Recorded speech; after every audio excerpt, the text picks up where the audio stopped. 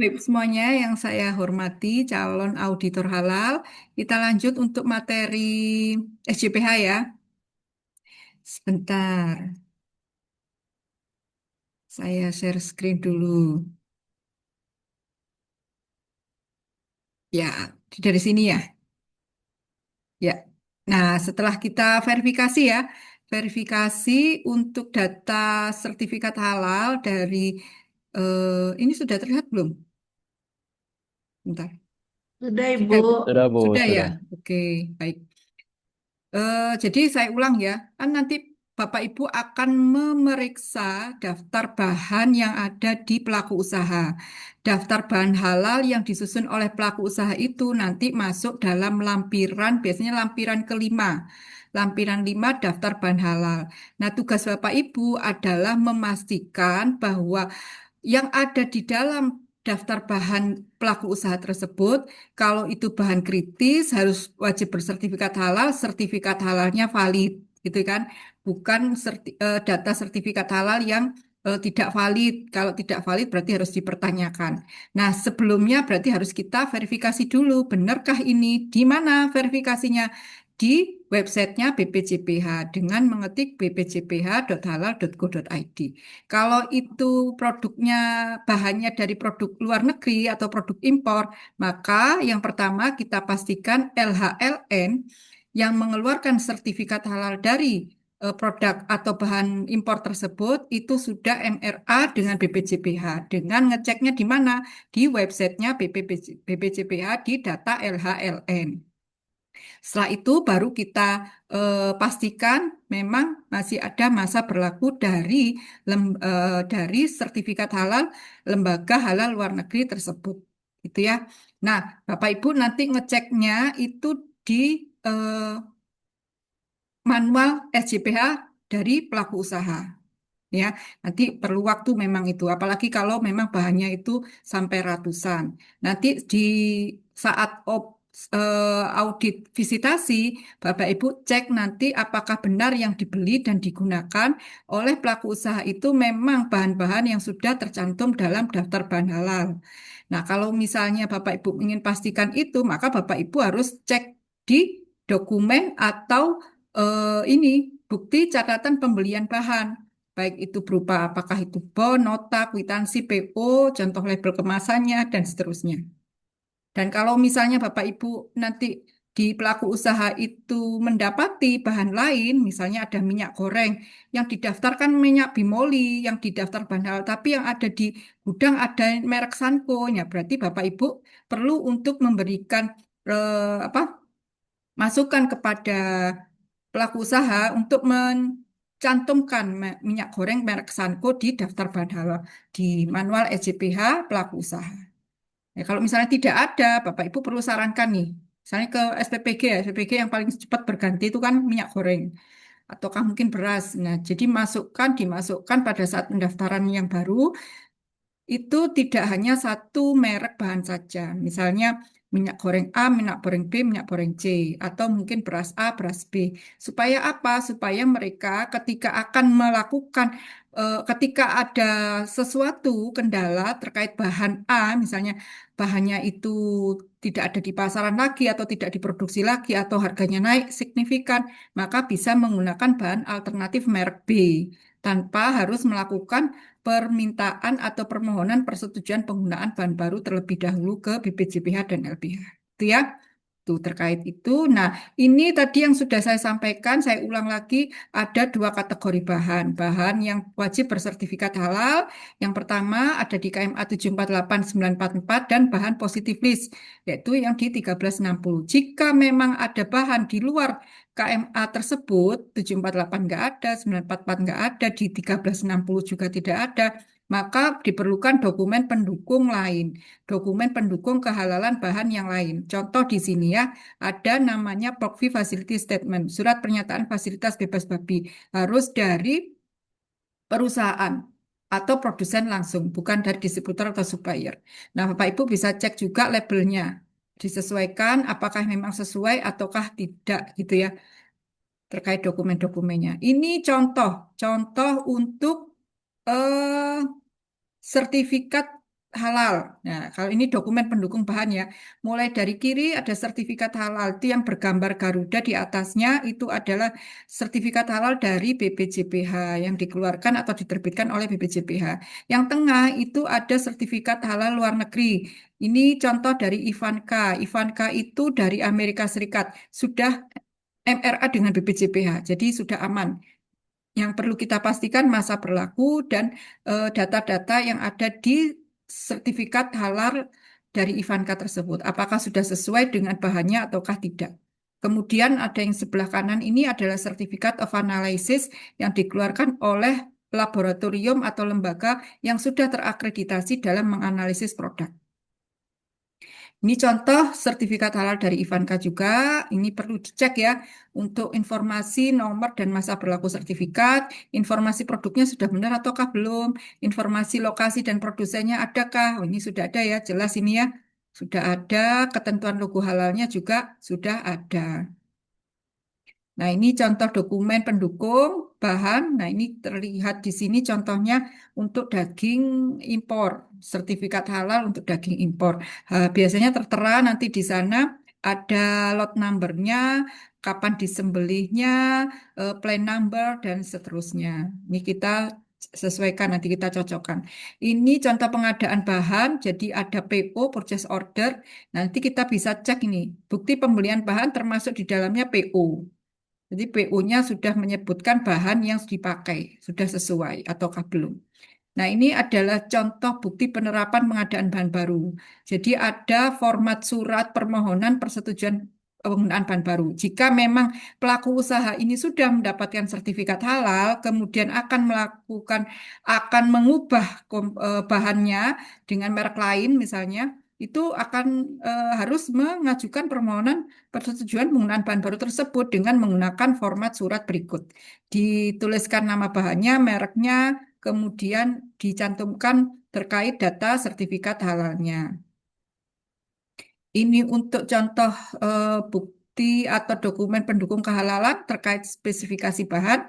Nah, kalau di sini tercantum ya, ingredientnya 100% dari bawang putih kering. Nah, ini bubuk bawang putih. Jadi ini sudah aman. Nah, oke, Bapak Ibu, untuk dokumen pendukung, ini perusahaan perlu mempunyai prosedur untuk menjamin keberlakuan dokumen pendukung bahan. Jadi harus ada pengecekan secara berkala terkait sertifikat halal yang sudah terbit, apakah ada perubahan ataukah tidak.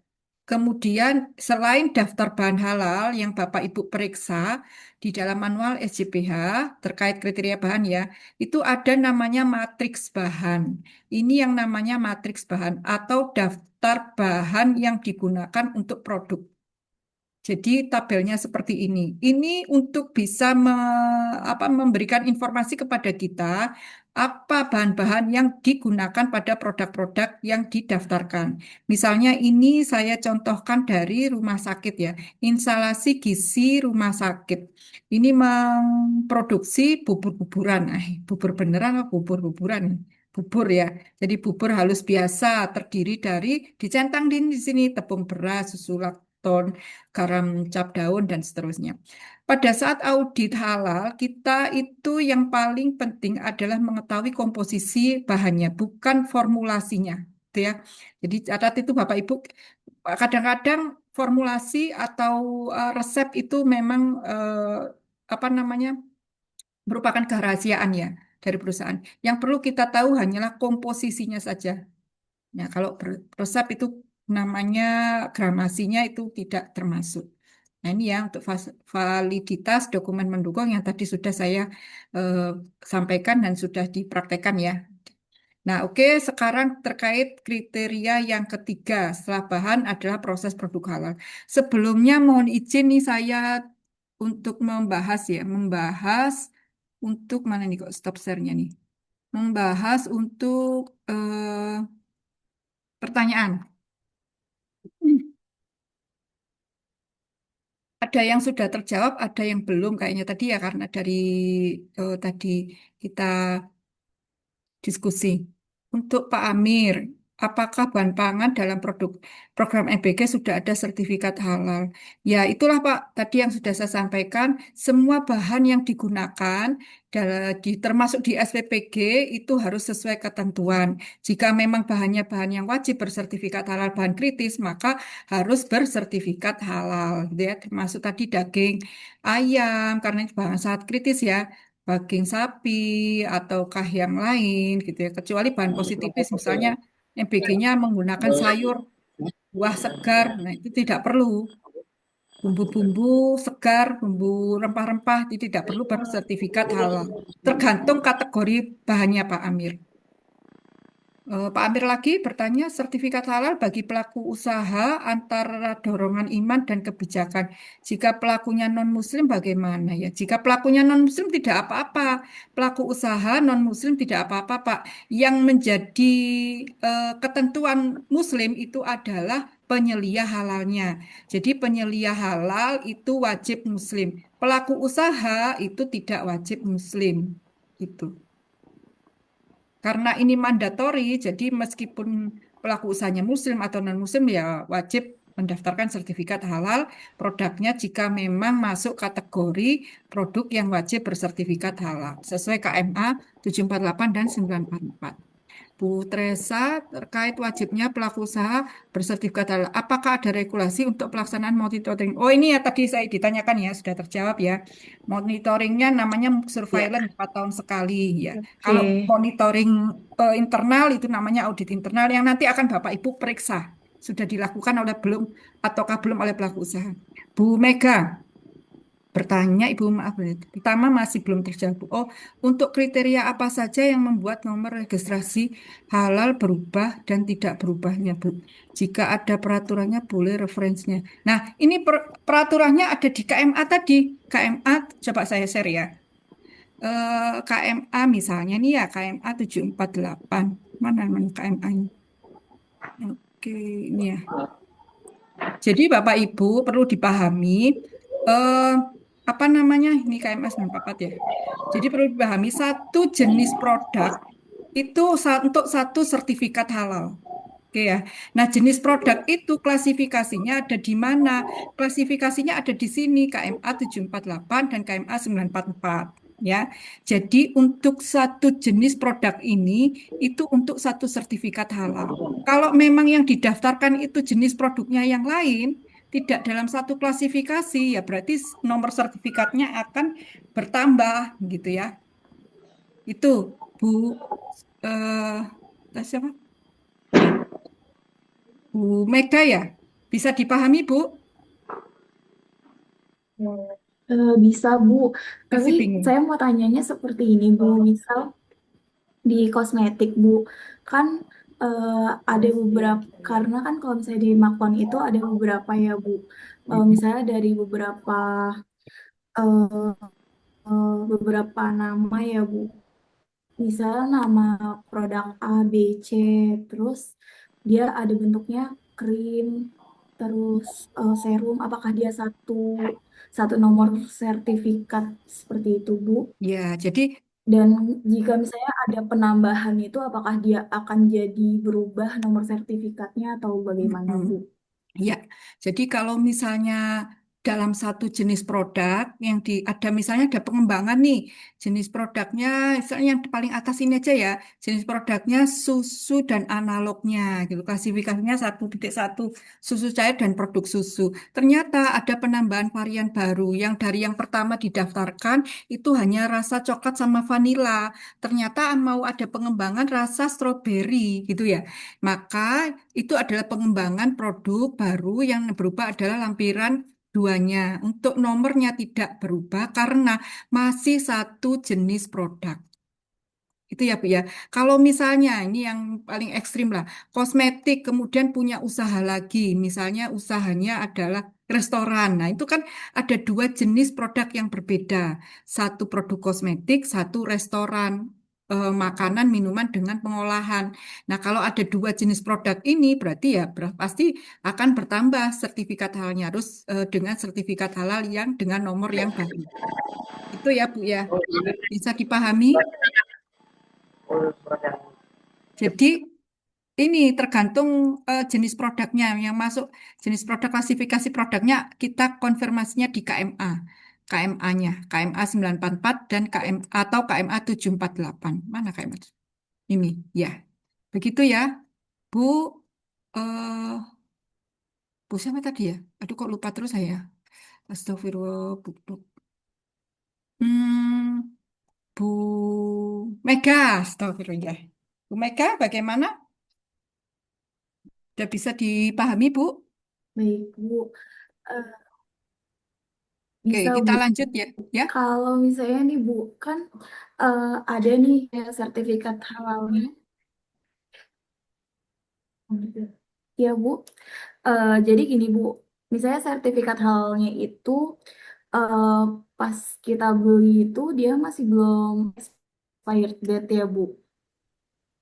Kemudian, eh, tapi beberapa bulan kemudian dia itu expired date, Bu.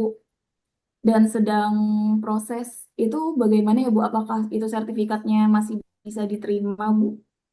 Dan untuk toleransinya berapa lama, Bu? Ini Bu Mega sebagai apa dulu nih?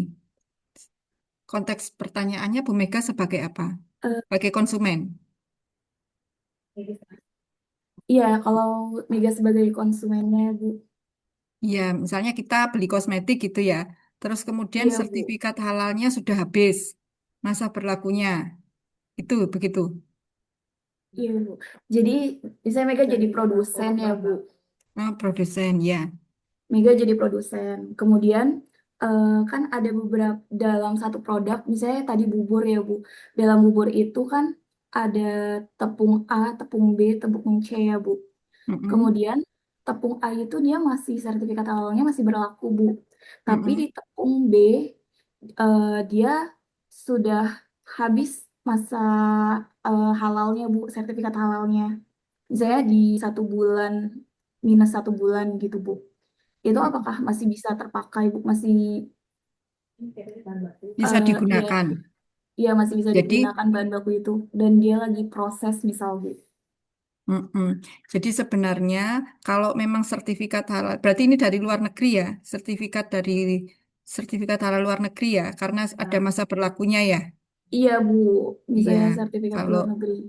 kalau itu jika memang sudah habis masa berlakunya, pastikan produk itu masih diproduksi pada saat masa berlaku sertifikat halalnya masih ada. Jika memang sudah habis, ya saran saya jangan digunakan karena itu jaminannya belum ada kan? Jaminannya kan udah habis nih. Jadi gunakan yang kode batch atau kode produksi yang diproduksi ketika masa berlakunya masih ada. Pastikan kode produksinya. Begitu ya, Bu Mega ya. Baik, Bu. Terima kasih, Ya, Bu, penjelasannya. ya baik. Begitu Bu Mega sudah sekarang Bu Ari terkait sertifikat halal dan pelaksanaan SCBA, apakah ada inspeksi ke industri yang telah ber-SH seperti halnya BPOM inspeksi mendadak? Ya ini belum terjadi ya, tapi sudah Iya. di apa disampaikan bahwa nanti akan ada surveillance 4 tahun sekali kepada perusahaan atau pelaku usaha yang sudah mendapatkan sertifikat halal. Surveillance atau Baik. pengawasan. Yang diawasi apa? Yang diawasi adalah penerapan SJBH-nya masih konsisten ataukah tidak gitu ya. Termasuk penyeliah halalnya. Kalau penyeliah halal itu ketentuannya jika memang mereka resign atau kemudian mutasi atau kemudian apa pensiun harus ada pengganti penyeliah halal yang baru. Harus ada SK penetapan yang baru yang menyebutkan bahwa SK yang lama atau surat tugas yang lama sudah tidak berlaku, harus ada penggantinya untuk penyerta. Termasuk itu yang nanti akan di Baik. surveillance setiap 4 tahun sekali. Teknisnya seperti apa kita tunggu saja dari BPJPH ya. Apakah nanti Baik. akan melibatkan LPH ataukah tidak, bisa jadi melibatkan. Itu. Maaf, Bu. Iya, Boleh saya tambah satu lagi, Bu? iya dari mana ini? Saya Ari, Bu, yang Ibu tadi Oh sebutkan. iya, Bu Arya. Gimana Bu Ari? Saya mau tanya, Bu. Kalau RSHLN, apakah itu harus ya, Bu? Apa tidak boleh diganti dengan data pendukung lain? Apakah itu harus RSHLN? Tergantung produknya. Ya, tadi sudah Hmm, saya sampaikan ya, kalau memang itu masuk kategori produk yang wajib bersertifikat halal, ada di iya. KMA 748 944, apakah itu produk luar negeri ataukah produk dalam Iya. negeri, ya harus ada sertifikat halalnya. Gitu ya. Jadi sertifikat halalnya ada, cuma kan sekarang peraturannya harus harus RLSHLN ya Bu, Ya, registrasi. harus registrasi. Ya, tadi Berarti Mm-mm. harus registrasi ya Bu ya memang. Ya, ketentuannya memang Oh, demikian, tapi oh, pentahapannya wajib registrasi itu kan masih Oktober ya. Jadi oh iya Bu, baik kemungkinan Bu. masih ada beberapa yang belum registrasi. Oh iya Bu, Itu baik Bu. ya. Iya, Mm-mm. terima kasih banyak Bu. Iya, sama-sama. Untuk Bu Amelia, apabila terdapat perubahan baik bahan ataukah proses, apakah BPJPH akan menginformasikan kepada auditor yang melakukan inspeksi awal dan menentukan kembali apakah perubahan tersebut harus daftar kembali atau tidak? Ya, seperti ini. Eh, Kemungkinan demikian, Bu. Saya belum pernah mengalami ini ya. Jadi eh, seha, nanti tergantung kebijakan BPJPH. Nanti akan menginformasikan kepada LPH ataukah tidak, gitu ya. Kalau misalnya ada perubahan bahan. Tapi kalau merujuk dari format surat pengajuan penggunaan bahan baru itu ditujukannya ke Kepala BPJPH dan Kepala LPH. Jadi bisa jadi ini akan dilibatkan untuk LPH yang sudah mengaudit sebelumnya.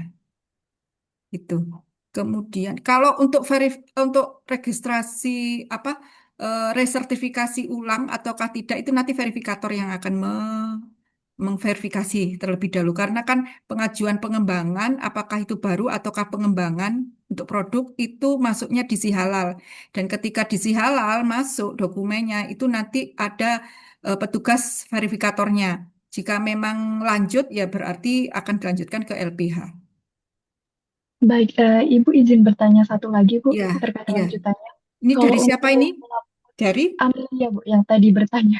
Oh, Amelia. Ya, silakan, Bu Iya, Amelia.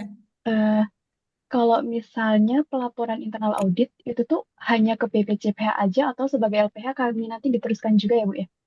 Untuk pelaporan internal audit 6 bulan sekalinya itu. Oh, ke ini, ke BPJPH. Oh, Cuman, BPJPH saja. iya, cuman fiturnya di si halalnya belum ada. Jadi Mm-mm. diemailkan nanti ke BPJPH. Tapi kalau untuk LPH, LP POM itu minta, jadi minta di-upload di Serol karena punya Ah, aplikasi baik, sendiri ya. baik. Gitu. Terima kasih, Bu. Iya, sama-sama. Kalau barang gunaan untuk Bu Ari Sukmawati, ah, Iya Bu. kalau barang gunaan untuk ibadah seperti sajadah, mukena, tasbih, wajib halal. Nah, kita kalau mau lihat wajib halal atau tidak, itu tadi kita Iya Bu. konfirmasinya ke ini tadi ya Iya. KMA 748. Nah, ini barang gunaan ya. Tadi saya searching Iya. barang gunaan. Nah, ini sandang, penutup kepala. Iya. Mungkin kalau itu masuk di sini ya. Sandang Iya Bu. lainnya ya. Iya. Oke ya. Jadi Baik. kalau ada dan harus dicermati lagi kalau ada unsur hewan di dalamnya. Baik. Kelembagaan apa yang berwenang untuk sosialisasi halal ke pelaku usaha? Eh, Sosialisasi halal semua ya Pak. Kita harus berkolaborasi ya untuk semua stakeholder untuk sosialisasi wajib halal ini. Jadi BPJPH sebenarnya ingin melibatkan semua stakeholder terkait supaya sosialisasi wajib halal ini bisa masif gitu ya Pak ke semua masyarakat termasuk ke pelaku usaha. Izin Bude untuk kebijakan halal boleh dijadikan satu dokumen dengan kebijakan mutu atau kebijakan perusahaan yang sebaiknya harus dalam dokumen terpisah. Ya, sebaiknya terpisah, Bu, jangan dijadikan satu dokumen. Gitu ya. Kalau di pemerintah ada maklumat pelayanan, nah itu sendiri tidak bisa digabungkan. Kalau kebijakan mutu kan ada sendiri. Misalnya sudah menerapkan sistem mutu yang lain. Kalau kebijakan halal ya harus sendiri. Gitu ya. Manual SJPH-nya juga Jadi harus dipisah ya, Ibu ya? tidak bisa diintegrasi. Kenapa, Bu? Halo? Iya, gimana, Bu? Iya, Bu, sinyalnya pas hilang. Ya, berarti Iya. nggak boleh ya, Bu, dalam satu lembar itu kebijakannya mutu halal jadi satu biar tanda tangan CEO-nya satu gitu. Terpisah berarti ya, Bu, Ya, rekomendasinya. sebaiknya terpisah karena nanti di manualnya kan juga harus terpisah, nggak bisa diintegrasi. Manual mutu misalnya HACCP, HACCP gitu kan sendiri, manual SJPH sendiri. Mm-mm, Tapi mm. nanti integrasi terkait penerapannya bisa. Misalnya SOP-nya biar nggak banyak SOP gitu ya. Bisa nanti kalau SOP sudah ada sebelumnya, nanti tinggal dimasukkan klausul-klausul terkait halal di dalam SOP tersebut. Atau kalau misalnya ada audit Oke. internal, ya audit internal dibuat berbarengan, tapi untuk materi audit halalnya harus ada, tetap harus ada, meskipun Mm. waktunya Iya. dibarengkan gitu ya. Tapi saya pernah Oke. itu Bu, bertanya ya, ya mm. gimana? Ya, saya tuh sempat Enggak, berdiskusi suaranya dengan lagi hilang-hilang di saya. Gimana, Bu? Hmm? Jadi sempat saya berdiskusi dengan pihak perusahaan gitu ya. Kenapa kok ini apa? be- eh, jadi 1 tahun itu dia bisa banyak sekali audit karena sistem mutu yang dilaksanakan diterapkan itu banyak. Kenapa kok nggak diintegrasi gitu kan saya tanya. Ternyata beliaunya menyampaikan bahwa yang karena yang diaudit ini banyak supaya lebih fokus tidak dijadikan satu untuk proses audit internalnya. Jadi memang dijadwalkan sendiri-sendiri gitu. Seperti itu Bu. Oke. Bu, Iya, ya, satu pertanyaan, Bu. iya Tambahan, dari kalau untuk penyelia halal, Bu, Sandi, Bu, yang tadi ya. kita lagi diskusi. Oh iya Kalau Sandi. untuk penyelia halal, ya, penyelia halal berarti kalau kami punya 8 dapur, per dapur harus ada penyelia atau boleh satu untuk 8 itu ya, Bu? Beda daerah sih. Oh nggak boleh Bu sekarang. Jadi ketentuannya satu dapur satu penyelia. Satu dapur, satu Iya penyelia. satu SPPK Oke, satu Bu. penyelia. Siap. Gitu. Ya, kalau untuk internal auditor sendiri, Bu, untuk halal, itu nggak harus dari eksternal training atau eksternal training ya, Bu, untuk nanti kualifikasinya. Biar kalau lagi di audit, mintanya kompetensi internal auditor harus dari eksternal training atau boleh dari internal ya, Bu? Internal saja. Kalau audit internal, internal saja kan mengaudit diri sendiri. Oke, berarti Iya boleh ya, Bu, ya, training dan boleh. verifikasinya. Ya udah, Bu. Makasih, Bu. Ya sama-sama. Bu Sandi sudah. Hmm, Bu Hidayatur Rohma, bagaimana mekanisme penetapan tim manajemen halal pada UMKM yang jumlah pekerjanya sangat terbatas? Misalnya hanya terdiri atas pemilik usaha dan 2 orang pemilik. Jadi ketentuannya Bapak Ibu untuk tim manajemen halal ini tidak ada batasan atau ketentuan jumlahnya. Yang penting adalah ada dibentuk tim manajemen halal. Bisa dari pelaku usahanya ditambah penyelia halalnya boleh karena keterbatasan SDM. Gitu ya. Tapi kalau memang perusahaan itu ruang lingkupnya itu kompleks, luas, ya harus melibatkan departemen-departemen terkait, terutama yang berhubungan dengan aktivitas kritis, harus dilibatkan, harus dimasukkan dalam tim manajemen halal.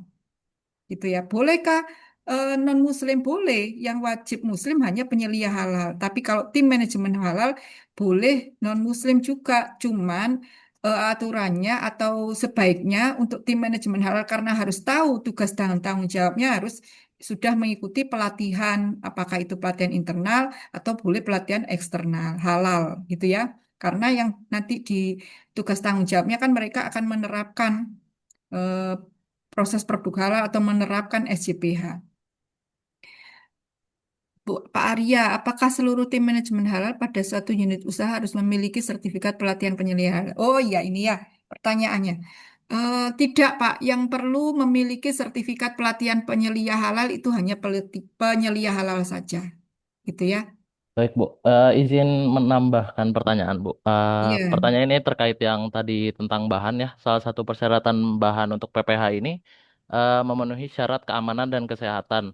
Nah, jikalau misalkan eh, seperti yang kita ketahui, kalau misalkan suatu produk itu berasal dari eh, makanan laut seperti ikan, itu kan bisa dinyatakan langsung halal ya. Namun sebagai auditor, apakah kita perlu untuk mengecek COA-nya juga? Karena dikhawatirkan ada beberapa kasus yang pernah saya baca terdapat kadar logam berat yang tinggi di atas kadar baku mutu SNI yang mungkin dalam kasus ini tidak langsung mengganggu kesehatan, namun memiliki efek jangka panjang ya, Bu. Terima kasih.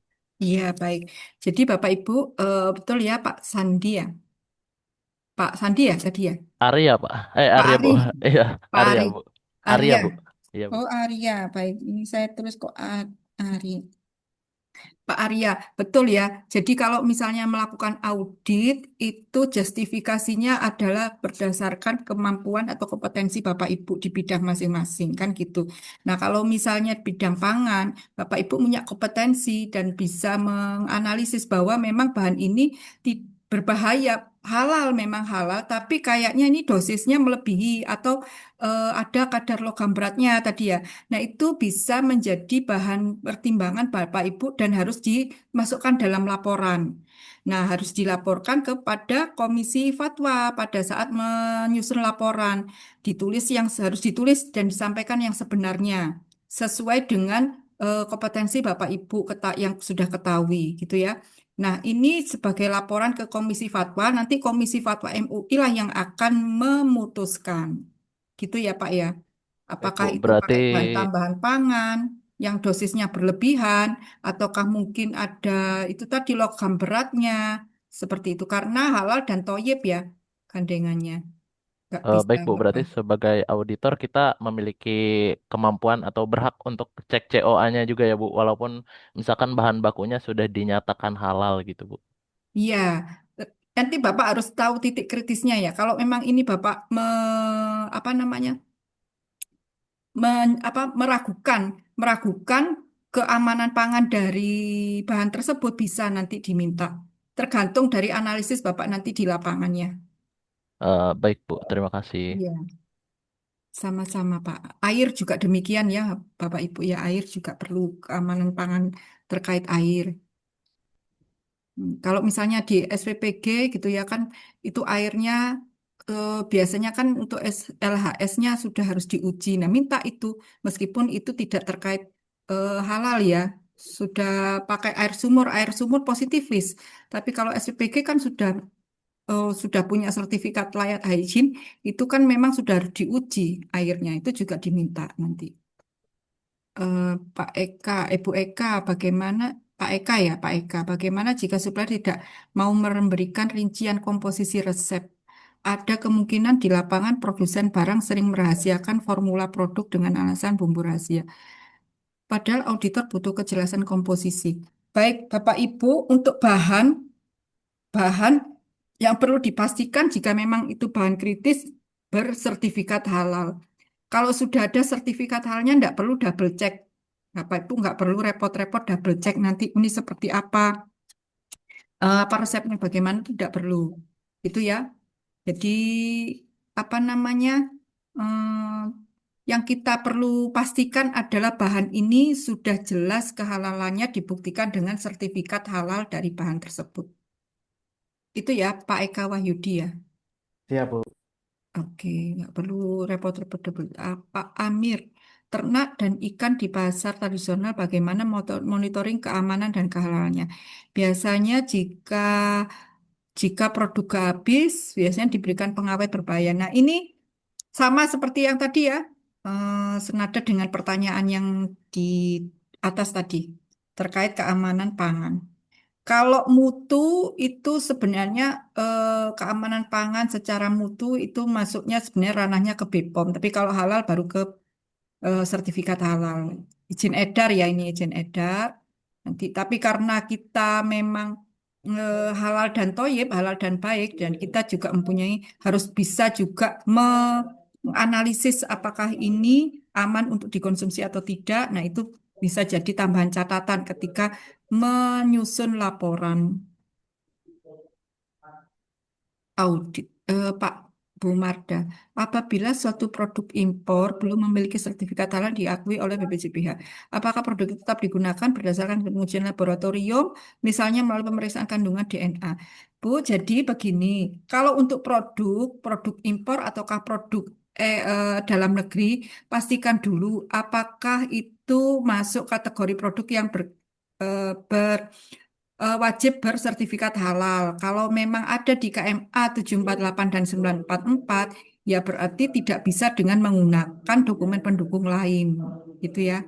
Harus dengan sertifikat halal. Tapi kalau memang tidak ada, bisa menggunakan, tidak ada di dalam KMA 748 atau 944, boleh menggunakan dokumen pendukung lain, misalnya pengujian laboratorium. Gitu ya. Oke, Bapak Ibu, kita berhenti di Bu Tesra dulu ya, sama yang Raisen nanti kita bahas setelah ini. Oh, ini sebentar.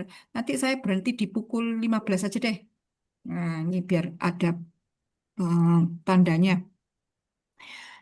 Bu Tresa, izin bertanya, berapa lama masa berlaku uji laboratorium terhadap bahan yang diwajibkan untuk uji lab? Misalnya, misal pertanyaan untuk pemeriksaan kandungan babi. Ya, Bapak Ibu, untuk eh, hasil uji, misalnya tadi DNA babi gitu ya, COA misalnya, memang tidak ada ketentuannya berapa lama masa berlaku COA, tapi kita lebih menyukai kalau hasil ujinya itu masih relatif baru. Misalnya tidak lebih dari 1 tahun. Namun secara ketentuan baku dalam regulasi memang tidak ada. Nah, apabila memang Bapak Ibu menilai ini sudah terlalu lama, Bapak Ibu bisa nanti minta untuk dilakukan pengujian ulang, gitu ya, terutama untuk bahan yang memang beresiko tinggi. Itu ya. Untuk titik Iya, kritis terima tinggi. kasih. Cuman izin Ibu, Iya. eh, kalau misalnya eh, ini kita lah yang bukan membuat aturan ya Bu, maksudnya kesepakatan dengan pelaku usaha karena kan ini merupakan titik kritis yang sangat berbahaya tanpa kita lakukan pengawasan terus-menerus. Boleh tidak kita istilahnya kayak membuat bukan regulasi tetapi suatu kesepakatan kalau misalnya kita sampaikan hasil uji itu berlaku selama 6 bulan atau 3 bulan gitu Ibu. Boleh kira-kira tidak ya Ibu ya? Iya, kita itu karena harus ada ketentuannya ya. Kita tidak bisa tanpa ada payung hukumnya nanti kita salah. Bu. Jadi Oh kalau gitu ya. iya, cuman kalau memang pelaku usahanya bersedia dan berkenan ya tidak Ya, apa-apa. Karena ini mungkin iya, karena latar belakangnya ini titik kritisnya tinggi berdasarkan iya, keilmuan ibu gitu ya. Titik kritisnya tinggi. iya, Kalau produksi kode batch sudah berbeda, bahan ini sudah berbeda juga gitu mungkin bisa nanti iya, kalau misalnya memang iya, sepakat. iya Tapi Ibu. kalau saran saya lebih baik ada payung hukumnya Bu, lebih enak nanti kita Siap, gitu siap ya. Ibu. Baik. Terima kasih. Sama-sama, Bu. Bu Rahmatia Fitri, bagaimana dengan buah frozen yang hanya mengalami proses pendinginan di freezer? Apakah masih dibutuhkan sertifikat halal?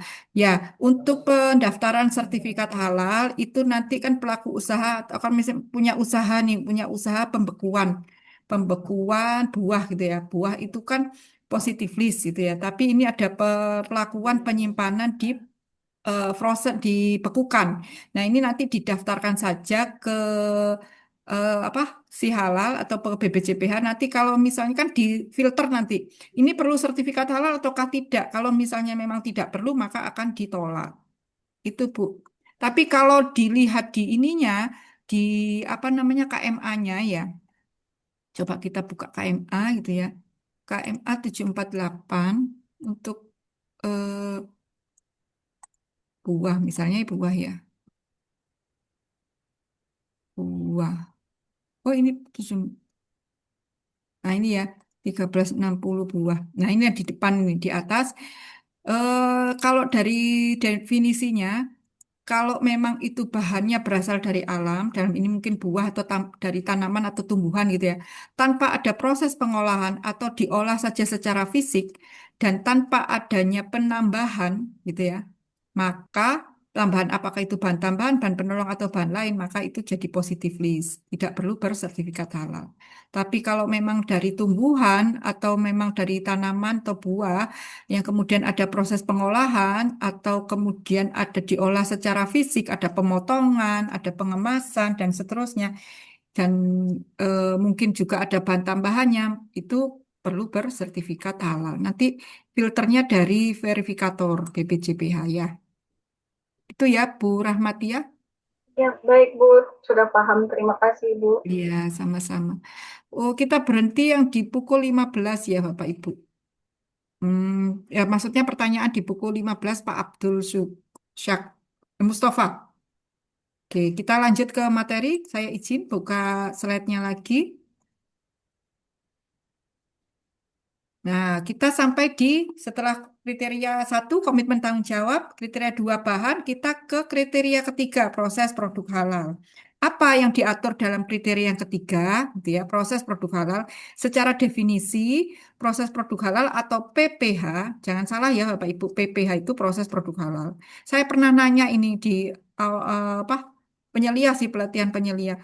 PPH apa? Jawabannya eh, namanya honor, gaji itu katanya PPH. Jadi kalau dalam konteks ini proses produk halal ya Bapak Ibu, bukan proses produksi halal juga, tapi proses produk halal. Nah, definisinya adalah rangkaian kegiatan untuk menjamin kehalalan produk.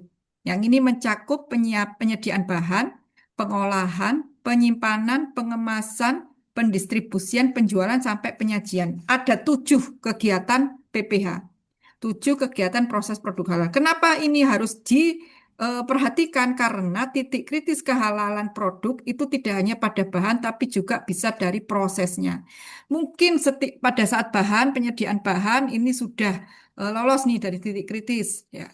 Kemudian diolah. Nah, ketika disimpan ternyata ada apa kontaminasi. Nah, bisa jadi dari bahan kemasnya atau proses pengemasannya. Nah, ini menjadi titik kritis juga sehingga ini perlu diperhatikan semua prosesnya mulai dari awal penyediaan bahan sampai dia ke penyajian produk. Untuk tahapan proses produk halal ini tidak semuanya harus ada, tergantung dari ruang lingkup usaha atau proses bisnis dari pelaku usaha atau perusahaan. Kalau misalnya untuk restoran atau mungkin warung makan bisa jadi sampai penyajian, catering gitu ya, penyajian. Tapi kalau misalnya SPPG itu tidak ada penjualan dan penyajian, hanya sampai di distribusi. Nanti pengemasan itu masuk di pemorsian gitu ya. Jadi tergantung dari ruang lingkup perusahaan masing-masing. Tidak harus semua ada 7 tahapan ini. Nah, untuk kriteria 3 ini, Bapak Ibu, proses produk halal ada 3 hal yang harus kita perhatikan. Yang pertama adalah lokasi dan tempat usaha. Yang kedua, peralatan dan perangkat yang digunakan. Yang ketiga adalah prosedur. Nah, terkait prosedur terutama untuk aktivitas kritis saat produksi, itu harus ada prosedurnya. Yang pertama, untuk lokasi, tempat, dan alat proses produk halal. Jika ada produk yang tidak halal yang juga diproduksi, maka harus dipisahkan, Bapak Ibu. Pemisahan lokasi, pemisahan tempat, dan pemisahan alat itu harus dipisahkan jika ada ada produk tidak halal gitu ya. Kemudian harus dijaga kebersihan dan higienitasnya, bebas dari najis, bebas dari benda bahan yang tidak halal. Jadi Bapak Ibu ketika proses mengaudit jangan kemudian hanya pemeriksaan dokumen, tapi harus keliling nih di ruang produksi. Harus dilihat apakah ada hewan yang berkeliaran, dekatkah dengan peternakan, apalagi ternakan babi itu tidak boleh sumber kontaminasi najis, najis berat ya. Kalau misalnya di dapurnya ada lubang, plafonnya terbuka, nah itu juga jadi temuan karena itu potensi kontaminasi najis dari mungkin ada hewan tikus yang bisa masuk sehingga kotorannya bisa mengkontaminasi. Itu harus diperhatikan. Kebersihannya, higienitasnya, pest kontrolnya bagaimana, gitu ya harus ditanyakan. Cara penyimpanan bahannya, kulkasnya dibuka gitu ya, bersih atau tidak, bagaimana apa namanya higienitas dari pekerjanya, ruangannya dan sanitasi ruangan dan seterusnya. Nah, setelah itu terkait lokasi tempat alat proses penyembelihan, gitu ya, proses produk halal untuk PPH untuk penyembelihan. Ini ada beberapa yang dari peternakan ya yang bisa jadi menjadi auditor untuk audit RPH atau RPU. Jadi yang pertama terkait lokasi dipisahkan secara fisik ya harus antara RPH hewan halal dan hewan tidak halal. Kemudian dibatasi pagar tembok paling rendah 3 meter antar rumah potong supaya mencegah lalu lintas orang, alat, produk supaya tidak ada kontaminasi silang. Kemudian pastikan tidak berada di daerah rawan banjir, tercemar asap, debu, kontaminan lainnya. Kemudian pastikan memiliki fasilitas penanganan limbah padat dan cair yang terpisah antar rumah potong. Jika ada rumah potong hewan halal dan tidak halal, gitu ya. Penanganan limbahnya harus terpisah. Jadi cek penanganan limbahnya. Konstruksi dasar seluruh bangunan harus kuat, harus mampu mencegah kontaminasi.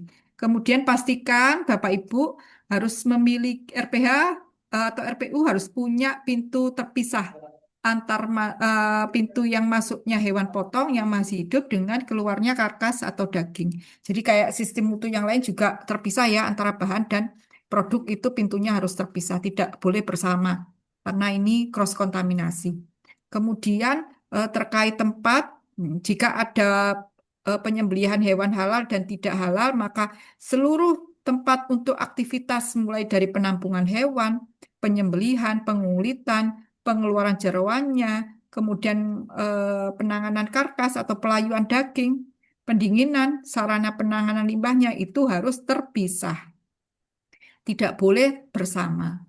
Terkait peralatan, nah, jika ada penyembelihan hewan halal dan hewan tidak halal, maka peralatan yang digunakan tidak boleh bergantian, harus sendiri-sendiri. Setelah itu, peralatan ini misalnya pisau, mungkin ada ember dan seterusnya gitu ya. Maka ketika sudah dipakai kan harus dicuci ya. Sarana pencuciannya pun harus berbeda. Setelah itu, kan setelah dicuci akan disimpan. Nah, sarana penyimpanan, tempat penyimpanan itu juga harus tersendiri. Tidak boleh bersama, tidak boleh sharing fasilitas. Oke, terkait ini sekarang pada saat PPH tadi ya, ketentuan pemisahan tempat untuk proses produk halal, mulai dari tempat pengolahan sampai dengan tempat penyajian. Jika ada produk halal dan produk tidak halal, harus dipisahkan tempatnya, mulai dari penerimaan bahan, gitu ya, sampai proses pengolahan akhir itu harus terpisah. Setelah itu, setelah jadi produk maka akan dikemas ya. Ada tempat pengemasan. Jika ada produk halal dan tidak halal, maka harus dipisahkan nih Bapak Ibu. Tempat pengemasannya, bahan pengemasnya harus terpisah, sarana pengemasannya, produknya harus juga terpisah. Misalnya ada rumah sakit yang kemudian ketika mendistribusi produknya kan mau di wrap, harus di wrap ya, wrapping. Nah, ini rumah sakitnya rumah sakit yang non-Muslim, tapi mau bersertifikat halal. Ya, bahan kemasnya yang digunakan wrappingnya juga harus berpisah. Ya, alat wrappingnya juga harus terpisah, nggak boleh bersama. Meskipun tempat pengolahannya sudah sendiri. Tempat pengolahan terpisah, tempat pengemasan terpisah. Kemudian tempat penyimpanan juga harus terpisah jika ada produk halal dan tidak halal. Mulai dari penerimaan bahannya, proses penyimpanannya, sarana penyimpanannya. Kemudian tempat pendistribusian. Nah, Bapak Ibu harus cek nih ketika akan melakukan auditnya, kalau ada produk halal dan tidak halal di dalam pelaku usaha tersebut, maka sarana pengangkutannya, tempat penyimpanan produknya, distribusinya, alat transportasinya itu harus terpisah antara produk yang halal dan tidak halal. Ya, nah kemudian tempat penjualan. Tempat penjualan itu berarti toko-toko retail gitu ya. Kalau memang menjual produk halal dan tidak halal, maka sarana penjualannya harus terpisah, proses penjualannya harus terpisah, rak-raknya terpisah, kasirnya terpisah. Tempat penyajian, nah, kafetaria mungkin ya, kafetaria, pujasera. Jika memang ada produk halal dan tidak halal, maka harus dipisahkan nih Bapak Ibu, mulai dari sarana penyajiannya, gelas, mungkin ada meja atau troli gitu ya, untuk membawa makannya ke konsumen itu harus terpisah. Itu proses penyajiannya harus terpisah. Oke, secara garis besar ketentuan pemisahan alat dan tahapan jika ada produk halal dan tidak halal itu yang pertama tidak boleh menggunakan alat secara bergantian. Setelah itu alatnya dibersihkan, sarana pembersihan wastafelnya itu harus juga berbeda, terpisah. Setelah itu, setelah dibersihkan maka akan disimpan tempat penyimpanannya, rak-raknya, sarana pemeliharaan alatnya juga harus berbeda, tidak boleh bersama. Nah, saya tadi sampaikan ya untuk pendistribusian harus terpisah. Tetapi ternyata di dalam ketentuan ini, Bapak Ibu, untuk proses pendistribusian produk halal dan produk tidak halal ini masih boleh bersama, masih diperbolehkan. Tapi ada syaratnya. Syaratnya apa? Yang pertama, produk yang didistribusikan bukan produk segar asal hewan. Oke ya, daging sapi segar, daging babi segar tidak boleh didistribusikan dalam kendaraan yang sama. Atau produknya adalah produk olahan hewan yang dibekukan. Jadi daging sapi sudah jadi bakso frozen, daging babi sudah menjadi nugget frozen. Nah, ini tidak boleh dicampur dalam satu mobil, harus terpisah. Selain produk ini berarti boleh, produk kering ya. Tapi ada syarat berikutnya. Syaratnya adalah pelaku usaha harus menjamin tidak terjadi kontaminasi silang antar produk yang didistribusikan. Oke ya. Caranya bagaimana? Berarti cek Bapak Ibu harus ada SOP yang detail, yang jelas, gitu ya. Cek SOP-nya. Kemudian harus ada pemisahan, harus ada penandaan yang jelas, harus ada kemasan yang dijamin tidak terjadi kebocoran dan seterusnya, gitu ya. Dan itu harus produk kering. Nah, ketika Bapak Ibu akan mengaudit logistik, nah beberapa hal yang harus diperhatikan. Logistik itu kayak jasa distribusi itu ya. Nah, sudah banyak ini yang sudah mengajukan sertifikat halal untuk jasa distribusi. Yang pertama, pemastian status halal. Jadi seluruh produk atau barang yang mau dibawa harus jelas status kehalalannya. Apakah itu halal ataukah tidak halal. Kemudian harus dipastikan bahwa tempatnya, sarananya terhindar dari kontaminasi. Jadi harus dipastikan perusahaan sudah dapat menjamin tidak ada kontaminasi silang antar produk yang dikelola atau barang yang dikelolanya. Kemudian harus dijaga kebersihannya, jadi kebersihan fasilitas, seluruh fasilitas harus dijamin karena halal dan bersih itu tidak dapat dipisahkan. Mobil-mobilnya, ruang gudangnya itu harus dicek bersih kebersihannya, gitu ya. Bersih dari najis, bersih dari bahan yang tidak halal. Kemudian penanganan kontaminasi harus ada. Jadi harus ada SOP, Bapak Ibu. SOP itu kan fungsinya untuk memitigasi kemungkinan yang bisa terjadi.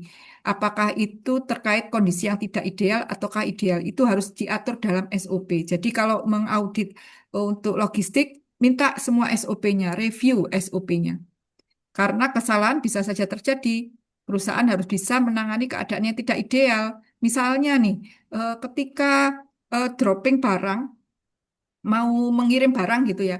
Ternyata mobil ini kemudian berhenti di bukan tempat tujuan karena misalnya ada kerusakan mesin mobil. Nah, ini kan berarti harus ada loading barangnya. Jadi harus ada bongkar muat. Oleh karena itu perlu ada SOP supaya tidak terjadi kontaminasi gitu ya pada saat ini bongkar muat. Nah, gitu. Ketelusurannya juga harus jelas, maka Bapak Ibu perlu minta informasi terkait barang yang dibawa, mulai sejak awal dibawa, disimpan, diantar hingga dibongkar itu harus ada pencatatannya. Ini namanya mampu telusur ya. Harus ada ketelusuran yang jelas barang yang dibawa. Untuk kebersihan ini, Bapak Ibu, kalau mengaudit logistik, maka yang menjadi daftar bahannya di manual SJPH adalah bahan yang digunakan untuk mendukung layanan pendistribusian yang halal. Nah, berarti yang masuk adalah bahan kebersihannya, kemudian mungkin bahan kemasnya yang digunakan, gitu ya, sabunnya, sabun untuk mencuci mobil, itu masuk dalam daftar bahan manual SJPH untuk jasa logistik. Itu. Nah, Bapak Ibu perlu pastikan. Nah, kalau misalnya di tempat logistik itu kemudian tidak mencuci mobilnya sendiri, gitu ya, maka kan mereka akan mencuci di jasa pencucian pihak ketiga. Nah, oleh karena itu kita sarankan punya jasa pencucian mobil pihak ketiga yang sudah langganan. Jadi tahu sudah menggunakan sabun apa, gitu ya. Dan dipastikan sabunnya dipakai apa, airnya apa, gitu ya.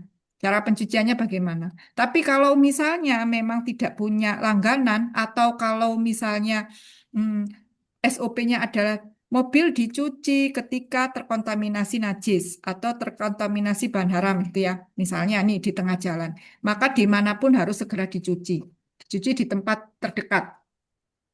Untuk memastikan bahwa sabun yang digunakan itu sudah yang terdaftar di dalam daftar bahan manual SJBH logistik, jasa logistik tersebut, atau sudah telusur kehalalannya, maka bisa dibawakan nih, bisa dibawakan untuk sabun pencuci mobil kepada sopirnya, ya untuk memastikan bahwa memang dicuci dengan sesuai ketentuan, dengan menggunakan cleaning agent yang sudah diketahui.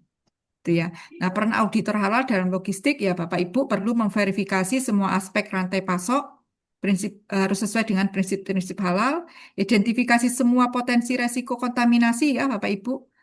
Kemudian ada rekomendasi untuk mitigasi keadaan yang tidak ideal. Kemudian jangan lupa ini yang penting mengevaluasi semua dokumen. Jadi dokumentasi halal, memastikan kelengkapan, mampu telusur itu sudah berjalan dengan baik. Auditor halal fungsinya untuk memastikan dan memverifikasi itu. Nah, ini Bapak Ibu, jika nih Bapak Ibu akan mengaudit perusahaan yang kemudian ternyata memproduksi produk yang ada beberapa gitu ya, contoh, misal ada 4, yang dua diajukan sertifikat halal, yang 2 tidak diajukan sertifikat halalnya. Ini kayaknya ada yang bocor ya, maaf maaf. Pak Ari masih mute. Saya unmute dulu ya. Ada lagi? Oke. Nah, Bapak Ibu, ketika Bapak Ibu mengaudit perusahaan yang kemudian ada produk yang diajukan sertifikat halal dan kemudian ada juga produk yang tidak diajukan sertifikat halal, ketentuannya seperti apa? Ternyata untuk yang demikian boleh sharing fasilitas, gitu ya. Tapi ada persyaratannya. Persyaratannya adalah produk yang tidak diajukan sertifikat halal itu harus dipastikan tidak berasal dari bahan yang mengandung bahan yang haram. Dan kemudian syarat berikutnya pelaku usaha harus menyampaikan dokumen nama produknya, daftar produk dan bahan yang digunakan, proses pengolahannya, dan juga cara pencucian fasilitas yang digunakan secara bersama tadi. Ini sudah diatur di PP 42 tahun 2024. Ini ada alumni apa namanya beberapa waktu yang lalu ya, alumni auditor halal Bapak Ibu bertanya ke saya, Bu saya sedang mengaudit nih, ada perusahaan yang produknya itu ada yang disertifikasi halal, diajukan sertifikat halal, ada yang tidak, nih bagaimana terkait peralatannya. Ini saya tidak jelaskan, ini saya hanya screenshot nih, slide ini saja sudah terjawab, gitu ya. Seperti itu. Apa ada yang seperti ini? Bisa jadi ada. Misalnya ada perusahaan yang punya 2 produk, satu untuk impor dan satu misalnya untuk ekspor gitu ya. Yang satu untuk di lokal gitu ya. Yang untuk impor itu tidak diajukan sertifikat halal karena negara untuk yang ekspor ya, itu ternyata negara pengimpornya tidak menghendaki ada sertifikat halalnya. Jadi tidak diajukan gitu. Oke, Bapak Ibu, untuk kriteria yang 3, proses produk halal, ini tadi ada 3 hal yang harus diperhatikan ya. Lokasi dan tempat usaha, kemudian ada peralatan, dan yang ketiga adalah prosedur. Terkait prosedur, ketentuannya adalah pelaku usaha wajib memiliki dan menerapkan prosedur pelaksanaan proses produk halalnya secara tertulis dan terdokumentasi. Gitu ya. Jadi harus secara tertulis dan terdokumentasi sesuai dengan ruang lingkup SJPH pelaku usaha. Termasuk di dalam prosedur ini harus terkait bahan, proses, dan produk. Terkait bahan apa nih? Harus ada prosedur pembelian bahan. Harus ada prosedur atau SOP pemeriksaan kedatangan bahan. Harus ada prosedur penyimpanan bahan. Gitu ya. Terkait proses berarti harus ada misalnya prosedur proses produksi. Harus ada terkait produk, misalnya ada penarikan produk nih, recall produk yang tidak sesuai harus ditarik. Berarti harus ada SOP penarikan produk. Harus ada SOP pengembangan produk baru dan seterusnya. Bapak Ibu ketika akan mengaudit minta semua SOP yang ada kemudian direview. Jika memang tidak mencukupi, minta untuk perbaikan SOP-nya. Gitu ya. Dan kemudian SOP yang sudah disusun itu harus disosialisasikan terutama kepada pihak-pihak yang terkait, artinya yang melaksanakan prosedur tersebut. Bukti sosialisasi prosedur harus disimpan oleh pelaku usaha untuk membuktikan bahwa prosedur yang sudah disusun ini sudah disosialisasikan. Nah, oke Bapak Ibu terkait PPH peralatan gitu ya pasti akan ada potensi kontaminasi. Nah, potensi kontaminasi dari najis. Maka kita harus tahu paham jenis-jenis najis. Nah, oke. Supaya gantian nih. Saya ingin tahu suaranya Bapak Ibu nih. Jenis najis ada berapa ya Bapak Ibu? 3, Bu. Ada 3, Bu. Ada 3. Boleh resen siapa yang berkenan untuk menjawab? Ini yang resen banyak. Tapi mau menjawab apa enggak ya? Mau sharing. Nah, ini nih Bu Surtikanti. Nah, jenis najis. Ini saya sambil ada berapa Ada berapa jenis? ya, kayaknya ya, Bu? Ya, boleh.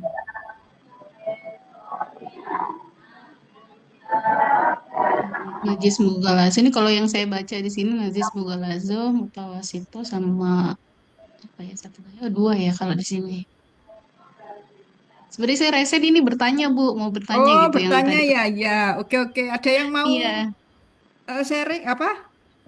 Berbagi? Saya sambil. Mukofafah, Bu. Mukofafah najis apa, Bu? Najis kecil, Ya, Oke, najis siap, kecil. siap. ringan. Oke, Najis Mbak, ringan. thank you ya.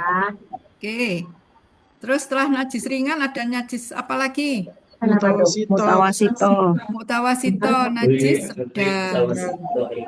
Najis setelah mutawasito, najis mughaladzah. Mughaladzah berat. jenis-jenisnya ini bisa jadi ditanyakan Bu ketika uji kompetensi ya kasih bocoran ya. Najis mukofafah jenisnya apa? Air Urin bayi. Urin Air dari seni bayi. Urin air kencing atau air kencing Iya. laki-laki yang Oke, belum makan air apa-apa kencing kecuali ASI. betul mantap. Jadi air kencing bayi laki-laki yang belum minum, belum makan selain ASI gitu ya. Sebentar-bentar nih jadi suaranya masuk-masuk semua. Maaf saya mute ya. Ini dari mana ya? Nggak ketahuan saya ini. Bu Berta, Ika. Oke. Nah, sudah. Jadi Bapak Ibu perlu tahu najisnya apa dulu, baru bisa paham bagaimana cara pensuciannya. Kalau najis ada 3, mukofafa ringan, mutawasito sedang, mughalado berat. Yang termasuk najis mughalado jangan lupa dan jangan ragu-ragu. Itu hanya anjing, babi, dan unsur-unsurnya. Ya, itu adalah najis berat atau najis mughalado. Jangan nanti ragu-ragu kalau menjawab ya Bapak Ibu. Hanya itu. Cara pensuciannya adalah dengan jika peralatan ini terkontaminasi najis berat, maka dicuci dengan air 7 kali, salah satunya dengan tanah atau debu, atau dengan menggunakan bahan pembersih lain yang memiliki daya pembersih yang sama dengan tanah atau debu. Ini banyak contohnya sudah yang jual. Kemudian ada najis mutawasito. Jika peralatan ini terkena najis mutawasito, contohnya darah, homer, apalagi eh, air kencing, air kencing bukan perempuan ya, bayi perempuan itu juga masuk ya berarti. Kemudian kotoran hewan, kotoran manusia, air kencing hewan, air kencing manusia itu mutawasito ya, darah itu mutawasito. Itu pencuciannya adalah dengan menggunakan air yang mengalir gitu ya.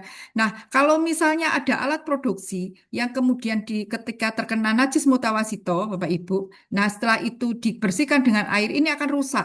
Ini dari misalnya dari besi atau baja gitu ya, akan korosif. Nah, ini bagaimana cara pensuciannya jika demikian? Jika ada alat yang demikian, maka bisa menggunakan selain air. Syaratnya adalah bahan pencuci selain air itu halal dan kemudian najisnya hilang. Secara organoleptik sudah tidak ada najisnya. Bau, rasa, dan warnanya hilang. Gitu ya. Misalnya dengan dilap dulu dengan tisu, setelah itu dibersihkan dengan alkohol. Alkoholnya bukan alkohol homer ya, non-homer. Itu ya, atau dengan cuka dan seterusnya. Nah, ketentuan berikutnya Bapak Ibu, jika ada produk halal dan produk tidak halal yang termasuk najis mughaladzah, najis berat, yaitu babi, misalnya babi dan non-babi, ada peralatan yang digunakan bergantian, itu tidak boleh dilakukan meskipun sudah melalui proses pensucian. Tetap tidak boleh. Contoh, di misalnya ada supermarket besar, jual daging babi dan daging sapi. Tempatnya sudah dipisahkan, oke. Kemudian eh, ternyata ketika kita lihat pisaunya digunakan secara bergantian oleh petugasnya. Ketika ditanya, kenapa nih kok digunakan secara bergantian? Oh, tapi sudah disucikan kok Bu secara najis, kaidah najis mughaladzah. Tetap tidak boleh. Tetap harus sendiri-sendiri. Tidak boleh digunakan secara bergantian meskipun sudah melalui proses pencucian dan pensucian. Ya, Bapak Ibu. Seperti itu. Nah, ini contoh SOP. Bapak Ibu akan cek nih SOP mereview SOP dari pelaku usaha. Sudah sesuai ataukah belum? Biasanya ada tujuan, ruang lingkup, istilah, definisi. Nah, biasanya di referensi ini nanti cek kalau misalnya SOP-nya ini integrasi dengan sistem mutu yang lain, berarti harus ada ini Kepkaban 20 yang dimasukkan sebagai referensi. Setelah itu SOP setelah dibuat maka akan diimplementasikan. Implementasinya dengan adanya formulir pencatatan. Nah, seperti ini ya, formulir pencatatan. Ini dicek Bapak Ibu apakah memang sudah dilaksanakan ataukah belum untuk SOP yang sudah disusun. Nah, ini contoh form verifikasi pencucian dilakukan oleh petugas dan diverifikasi oleh QC. Oke, setelah PPH kita ke produk. Setelah kriteria yang kelima kita diskusi ya Bapak Ibu ya.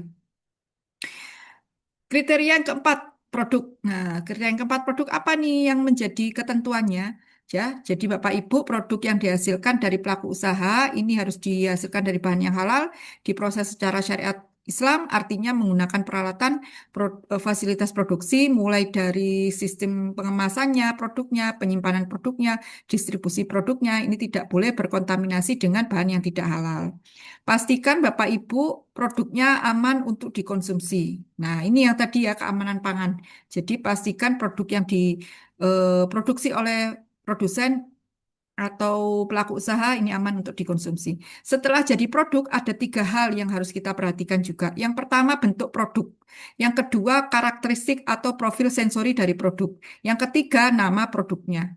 Kalau bentuk produk, jangan sampai menyerupai hewan babi atau anjing. Atau ada unsur vulgar pornografi dari produknya. Tidak ada unsur erotis juga. Baik itu bentuk produknya maupun kemasannya, label kemasannya gitu ya.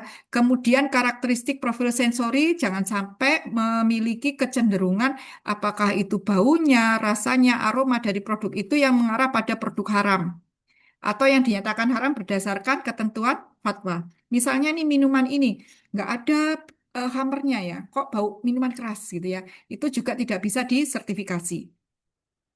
Kemudian nama produk, jangan sampai nama produk yang digunakan ini bertentangan dengan syariat Islam atau etika dan kepatutan yang berlaku di masyarakat. Untuk nama produk ini kita punya acuannya Bapak Ibu, yaitu di SNI 99.004 tahun 2021 di tabel B lampiran B1. Syarat-syaratnya apa saja nih? Yang pertama, syarat produknya, nama produknya itu tidak boleh menggunakan nama atau simbol kekufuran, kemaksiatan, atau yang berkonotasi negatif. Contoh, mie setan, mie iblis, es pocong itu nggak bisa disertifikasi Bapak Ibu. Kalau mau sertifikasi ya harus ganti nama, gitu ya. Nah ini ada tabel tidak diperbolehkan dan diperbolehkan. Ini nanti bisa dibaca kembali ya Bapak Ibu terkait ini.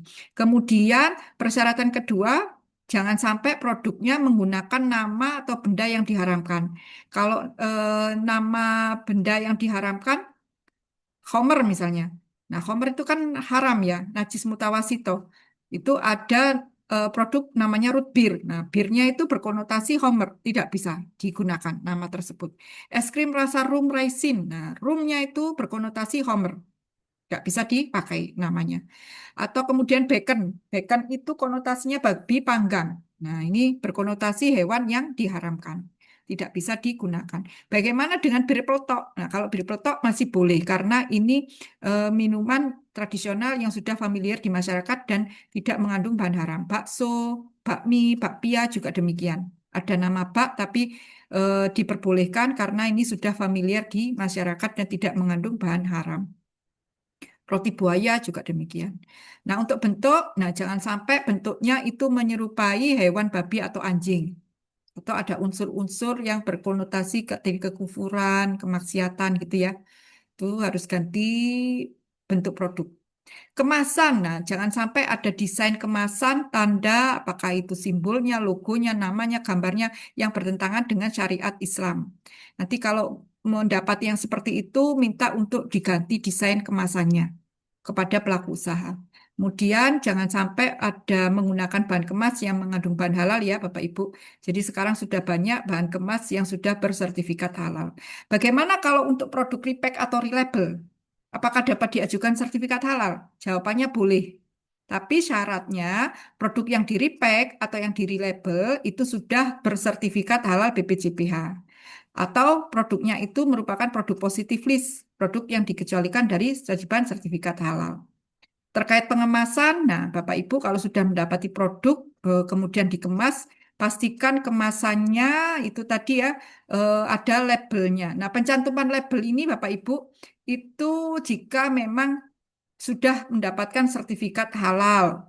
Kalau belum ya berarti tidak boleh dicantumkan label atau logo halalnya. Pencantuman label ini dikecualikan untuk produk yang kemasannya kecil, produk yang dikemas secara langsung kepada konsumen, kemudian untuk produk yang misalnya B2B dijual dalam bentuk curah. Itu tidak dicantumkan labelnya tidak apa-apa, dikecualikan. Pencantuman label di kemasan, baik itu di kemasan produknya atau di tempat tertentu. Misalnya kalau warung ya berarti di tempat penyajiannya. Nah, untuk kewajiban pelaku usaha mampu telusur. Nah, seperti apa ini? Jadi, untuk ketelusuran Bapak Ibu, pastikan pelaku usaha ini dapat membuktikan bahwa produknya itu berasal dari bahan yang disetujui dan juga diproduksi dari tempat dan fasilitas yang sudah memenuhi kriteria. Jadi harus ada pencatatan yang jelas, Bapak Ibu. Ada pengkodean, ada kode batch-nya, ada identifikasi terkait produknya. Kalau misalnya menggunakan pengkodean bahan bagaimana? Boleh. Jika memang perusahaan menerapkan pengkodean bahan itu diperbolehkan, tapi harus dijamin bahwa bahan dengan kode yang sama itu mempunyai status halal yang sama. Misalnya ini kosmetik, Bapak Ibu mau mengaudit kosmetik pakai kode-kode bahannya di manual SJPH-nya pakai kode. Tidak apa-apa, tapi Bapak Ibu harus diberikan akses gitu ya. Kode ini bahannya apa gitu.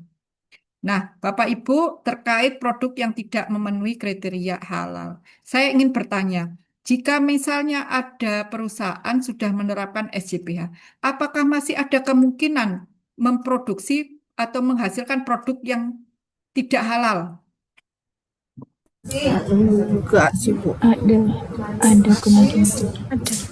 Masih adakah potensi? Harusnya sih enggak, Bu.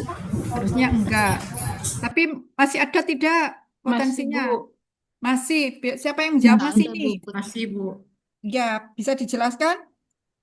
Kenapa kok bisa masih berpotensi? Suatu produk bisa dikatakan berpotensi untuk tidak halal apabila misalkan terjatuh dan di rework itu tidak boleh seperti itu, Bu. Ya, oke. Jadi saya mungkin perjelas ya, karena waktunya ya. Jadi gini, Mas, tapi masih ada potensi ya, berarti prinsipnya ya. Iya, Bu. Iya. Jadi kalau misalnya nih, ketika suatu perusahaan sudah menerapkan SJPH, ternyata ada human error. Ini contoh kasus ya, human error. apa human errornya? Misalnya ada bahan yang kemudian harusnya diretur. Ketika penerimaan bahan, oh nggak ada nih di daftar bahan halal minyak. Minyaknya ini tidak tertelusur kehalalannya, harusnya diretur. Tapi ternyata minyak gorengnya ini masih eh, ada di gudang tanpa ada label hold, ya, tanpa dikarantina. Tidak secepatnya diretur sehingga karena human error tidak tahu ada petugas yang dari atau karyawan dari ruang produksi ngambil minyak tadi, kemudian dibuat untuk menggoreng ayam, misalnya. Nah, ayam gorengnya ini kira-kira bisa diklaim sebagai produk halal tidak? Enggak. Tidak ya. Oke, kalau seperti ini berarti perusahaan harus punya SOP atau prosedur untuk penanganan produk yang tidak sesuai kriteria halal atau yang gagal halal. Apa yang harus ada dalam SOP tersebut? Yang pertama harus dilakukan penarikan untuk mencegah produk ini masuk ke dalam rantai PPH. Kemudian harus dikendalikan, termasuk di dalamnya dilakukan pengamanan dan pengawasan. Jangan sampai mengkontaminasi produk yang lain. Jika produk ini sudah dijual, sudah terlanjur didistribusikan, maka harus segera ditarik dari pasaran. Maka itu perlu ada tadi identifikasi produk supaya apa? Yang ditarik itu hanya produk yang bermasalah saja, bukan semua produk terus ditarik. Gitu ya. Nah, setelah itu apa yang harus dilakukan terkait produk yang gagal halal ini? Saya biasanya membahasakan gagal halal, gitu ya. Produk yang demikian harus ditarik dari pasaran, ketentuannya tidak boleh diproses ulang, tidak boleh di-rework, dibuat misalnya ayam suwir, itu nggak boleh, atau di-downgrade, dijual curah atau dijual murah, direformulasi, itu tidak boleh dilakukan. Meskipun sudah mendapatkan sertifikat halal, perusahaan tidak boleh mengklaim sebagai produk halal. Kemudian apa yang harus dilakukan? Sebenarnya produk yang demikian, Bapak Ibu, ketentuannya masih boleh dijual ke konsumen yang tidak mempersyaratkan produk halal. Misalnya non-Muslim, supaya nggak rugi-rugi amat kan gitu ya. Tapi harus jelas, harus dilakukan pengendalian dan pengamanan pengawasan yang ketat, supaya tidak salah sasaran untuk penjualannya gitu ya. Namun kalau misalnya perusahaan tidak dapat menjual ke konsumen yang tidak mempersyaratkan produk halal, maka produk yang ini, yang gagal halal ini harus dimusnahkan atau dimanfaatkan sebagai pakan ternak. Jadi SOP-nya terkait penanganan produk yang tidak sesuai kriteria halal harus ada di perusahaan dan Bapak Ibu harus periksa. Ketentuannya harus demikian. Saya pernah mendapati itu SOP-nya di rework. Nah, ini sudah jelas salah kan ya. Berarti harus direvisi untuk SOP untuk penanganan produk yang tidak sesuai kriteria. Nah, ini terkait produk luar negeri tadi ya sudah disampaikan ya. Harus diregistrasi.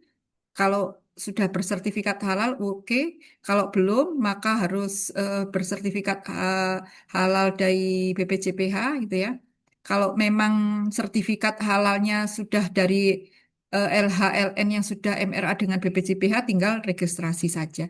Siapa yang mau meregistrasikan ya importirnya atau perwakilan resminya. Kalau memang tidak LHLN-nya belum MRA dengan BPJPH, maka bisa disertifikasi di Indonesia, mengikuti ketentuan perundangan yang berlaku. Didaftarkan ke BPJPH, LPH-nya LPH Indonesia, nanti Bapak Ibu misalnya nanti ditunjuk untuk melaksanakan audit di luar negeri, itu bisa kemungkinan juga bisa terjadi. Gitu ya, Bapak Ibu akan melakukan audit ke luar negeri. Nah, ini yang tadi ditanyakan. Nomor registrasi sertifikat halal luar negeri. Jadi kalau sudah diregistrasikan sertifikat halal dari lembaga halal luar negeri nanti akan keluar seperti ini. BPJPH akan mengeluarkan dokumen nomor registrasi sertifikat halal luar negeri. Kalau ini dari Polandia ya untuk LHLN-nya. Ini halaman 1, ini halaman yang kedua lampirannya untuk daftar produk yang disertifikasi halal dari halal luar negeri itu apa saja. Oke, kita ke pemantauan dan evaluasi yang terakhir ya. Untuk kriteria yang kelima, pemantauan dan evaluasi. Sudah sampai ujung nih Bapak Ibu. Implementasinya apa? Apa yang harus diperiksa gitu ya. Implementasi untuk kriteria 5 ini harus ada audit internal. oleh perusahaan, oleh pelaku usaha. Dilakukannya minimal setiap 1 tahun sekali. 1 tahun sekali harus ada audit internal. Siapa yang akan melakukan audit internal? Yaitu auditor halal internal, penyelia halal atau tim manajemen halal yang sudah pernah mengikuti pelatihan. Jadi yang menjadi auditor halal internal itu harus sudah pernah mengikuti pelatihan halal. Apakah itu internal ataukah eksternal? Karena mereka harus paham. Karena yang akan dilakukan audit, yang akan diperiksa adalah penerapan SJPH perusahaan. Jadi mereka akan melakukan asesmen mandiri, gitu ya. Nah, setelah ada audit internal, maka akan dilaksanakan kaji ulang manajemen setiap 1 tahun sekali. Ini fungsinya untuk melakukan evaluasi perbaikan yang berkelanjutan terkait penerapan SJPH. Untuk penyempurnaan sistem yang sudah dilakukan, ini perlu ada kaji ulang manajemen. Nah, jika misalnya ada temuan pada saat audit internal, boleh tidak? Boleh, Bapak Ibu. Tidak apa-apa. Tapi syaratnya harus segera dilakukan tindakan perbaikan. Ketika dilakukan audit internal ada temuan, maka harus segera dilakukan tindakan perbaikan. Bukti tindakan perbaikannya harus disimpan. Nah, apa yang Bapak Ibu akan periksa? Sudah adakah audit internal? Sudah adakah rapat kaji ulang manajemen? Maka bukti-buktinya Bapak Ibu periksa.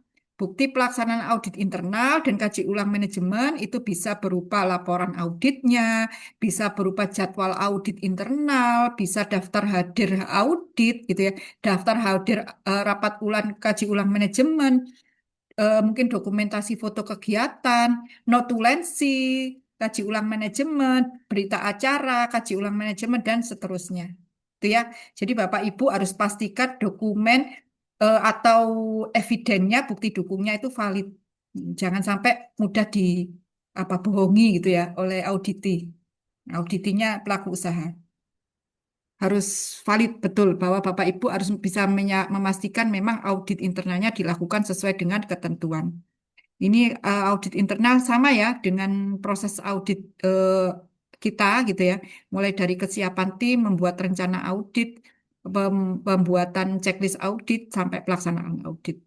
Sama dengan kita untuk mekanisme audit internal dengan audit LPH itu sama, ada auditor, ada auditi.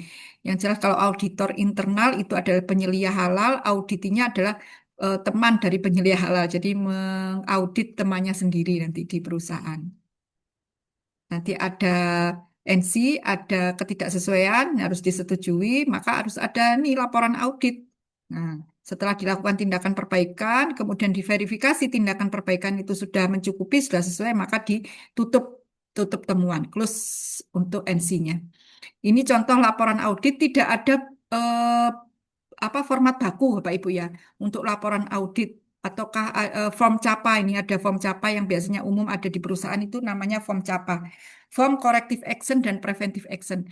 Jika ada temuan, maka harus ada tindakan perbaikan dan tindakan pencegahan. Maka Bapak Ibu ini harus periksa. Jika laporan auditnya itu ada temuan, maka harus ada tindakan perbaikan yang dituangkan dalam form CAPA ini. Form corrective action dan preventive action. Tapi namanya itu tergantung dari perusahaan masing-masing ya. Kita tidak bisa memaksakan untuk nama formnya, format laporannya itu seperti apa, itu tergantung dari kebijakan atau kebutuhan dari perusahaan. Nah, ini SOP audit internal, ini contoh saja ya. SOP-nya nanti Bapak Ibu periksa. Ini daftar periksa audit internal seperti ini sama dengan daftar periksa audit halal yang kita lakukan di LPH. Gitu ya. Karena yang diaudit adalah 5 kriteria yang sudah kita bahas tadi ya. Mulai dari komitmen dan tanggung jawab sampai pemantauan dan evaluasi. Oke, ini contoh kaji ulang manajemen, ada berita acaranya. Yang dibahas itu adalah 5 kriteria. Nah, ini terkait bagian yang ke-6, informasi terdokumentasi. Struktur sistem dokumentasi yang tertinggi adalah standar sistem SJPH di Kepkaban 20 tahun 2023, yang kemudian perusahaan akan menerapkan dengan menyusun manual SJPH. Manual SJPH dibuat oleh perusahaan dengan dilengkapi dengan SOP, instruksi kerja, dan SOP yang sudah disusun, diimplementasikan, dibuktikan dengan adanya formulir atau pencatatan. Nah, ini manual SJPH yang nanti akan Bapak Ibu familiar ya untuk memeriksa ini manual SJPH. Ini dokumen perencanaan yang harus dibuat oleh perusahaan. Tujuannya adalah untuk menggambarkan bagaimana cara perusahaan untuk memenuhi penerapan SJPH. Sebagai pedoman bagaimana penerapan SJPH di perusahaan masing-masing. Nah, ini covernya seperti ini Bapak Ibu ya. Kan familiar dengan ini Bapak Ibu, jangan khawatir. Ini menjadi makanan sehari-hari nanti ya untuk mengaudit halal. Ini ada manual SJPH. Oke, ini terakhir, sebelum terakhir, boleh yang resen yang sudah tadi resen Bu Surti, Kanti, silahkan. Kalau ada Baik, Bu pertanyaan. Dewi, terima kasih. Izin yang pertama itu terkait yang tadi sudah ditanyakan sebenarnya terkait apa namanya SK tim manajemen ya Bu. Mm-mm. Eh, untuk di UKM biasanya kan personilnya terbatas ya. Biasanya hanya satu orang itu pemilik ya. Beliau juga yang melakukan proses produksi dan sebagainya hanya satu orang. Kemudian penyelia halalnya itu biasanya didampingi oleh dari instansi seperti itu. Nah, untuk audit internal, mekanisme audit internalnya seperti apa, Bu? Itu satu. Yang kedua, jika pada proses audit ditemukan daftar bahan yang eh, di situ tertulisnya positif list misalnya gitu, tapi ternyata itu bukan positif list, tapi terdapat dalam KMA yang 788 seperti itu, terus bagaimana proses koreksinya? Ya, udah. Kemudian yang mungkin itu dulu deh Bu, nanti saya lanjut lagi. Oke, ya. Tadi terkait mekanisme audit internalnya. Tadi yang pertama sudah terjawab ya untuk tim manajemen halal. Ya. Kemudian, oh ini, astagfirullah. Ini Maksudnya kita mekanisme itu jika hanya ada dua orang gitu pemilik dan apa penyelia halal yang kemudian itu merupakan pendamping dari instansi misalnya gitu. Itu proses audit internalnya seperti apa, Bu? untuk audit internal mekanismenya sama dengan kita waktu audit ya. Jadi ada kalau tim audit internalnya ya penyelia halal masuk walaupun dia penyelia halal dari pihak eksternal tetap menjadi pada saat dia menjadi penyelia halal di perusahaan dia termasuk internal dari perusahaan meskipun dia berasal dari eksternal gitu ya. Misalnya nih Baik. dari dinas, mau dinas misalnya dari perindustrian, itu menjadi penyelia halal di UKM. Nah, ketika audit internal, dia berfungsi sebagai atau dia berperan sebagai auditor halal internal pelaku usaha. Jadi dia pihak internalnya, bukan eksternal. Jadi home base-nya itu di sana dia menginduk. Jadi dia mengaudit dirinya sendiri, temannya sendiri. Gitu ya. Baik. Nggak apa-apa. Berarti kalau untuk pengembangan SDM-nya gimana, Bu? Berarti mengembangkan diri sendiri seperti itu ya? Iya, audit internal itu mengasesmen diri sendiri, asesmen mandiri gitu ya. Jadi kalau misalnya sudah difasilitasi, biasanya kita dorong.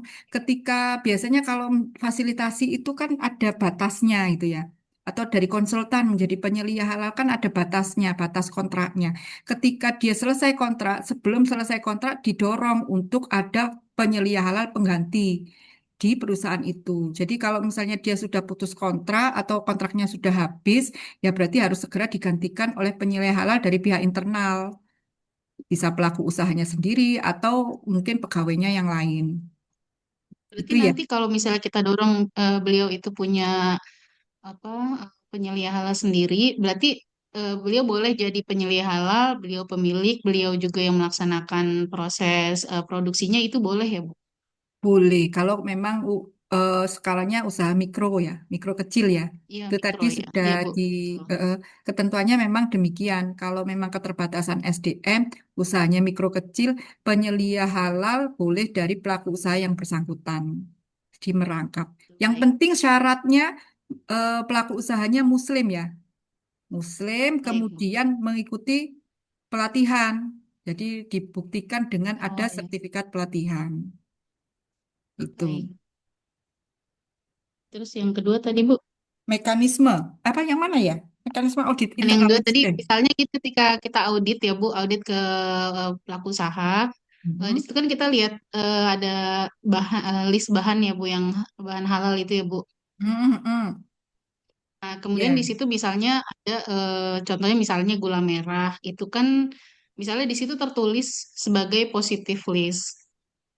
Padahal ketika kita cek itu sebenarnya gula merah bukan positive list. Itu seperti iya. apa Bu? Ya harus disampaikan. Jadi kalau ada audit dari LPH ya kan ada apa prosedurnya. Yang pertama kita melakukan opening meeting. Pertama kan dokumen sudah kita terima ya dari si halal. Kemudian setelah itu kita melakukan pre-audit pemeriksaan dokumen. Kita tahu nih, oh ini keliru nih, harusnya gula merah ini bukan positif list. Nah, nanti kita konfirmasi pada saat pre-audit ke pelaku usaha, Bu, ini nggak boleh, bukan positif list, jadi harus bersertifikat halal gitu ya. Nah, setelah itu kita datang nih ke pelaku usaha melakukan audit, bukan pre-audit lagi, audit. Ternyata masih apa namanya belum mendapatkan gula merah yang bersertifikat halal. Nah, harus kita jadikan temuan. Gula merah ini harus bersertifikat halal. Jadi minta diganti. Namun Oh, kita gitu. kalau misalnya itu produk-produk yang susah dicari ya sertifikat halalnya, biasanya masih bisa menggunakan dokumen pendukung lain. Misalnya nih, beras di wilayah Indonesia Timur belum ada yang punya sertifikat halal gitu ya. Di daerah itu susah mendapatkannya, maka bisa menggunakan dokumen pendukung kehalalan lain. Misalnya tadi apa, pakai Yang halal dari statement atau mungkin ada flowchart, alur proses produksi yang dari produsen atau fasilitas produksi yang bebas babi surat pernyataan dari produsen. Itu jika memang di wilayah tersebut susah mencari bahan yang bersertifikat halal.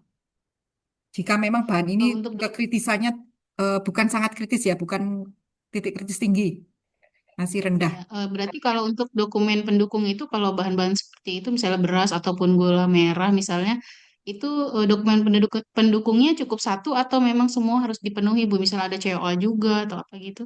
Tidak perlu. Jadi eh, auditor halal itu untuk semua kasus ya.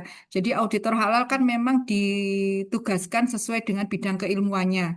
Apakah perlu dokumen pendukung lain yang lebih dari satu atau tidak? Itu tidak ada ketentuan. Tergantung dari kekritisan dari bahan tersebut. Yang bisa menilai titik kritisnya tinggi atau rendah itu adalah auditor halal karena mereka mempunyai kompetensi sesuai dengan bidangnya. Itu. Secara umum seperti itu.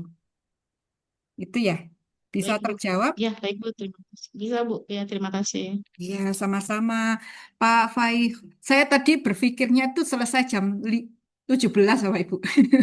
Ternyata di jadwal saya cek 17.30. Ya, Alhamdulillah masih ada kesempatan kita berdiskusi ya. Jadi agak saya percepat tadi di belakang. Silakan Pak Faihur Rahman. Baik Bu, terima kasih Bu Dewi. Mohon izin Ya, bertanya.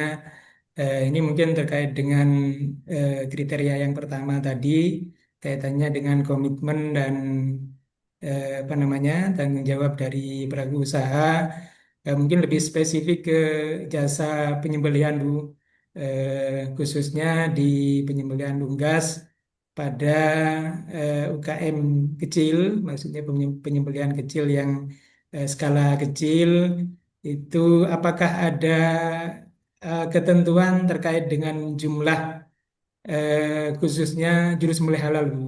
Karena informasi dari bawah yang saya dengar itu untuk saat ini minimal untuk pengurusan sertifikat halal penyembelihan unggas katakanlah skala kecil itu harus ada 2 orang juleha.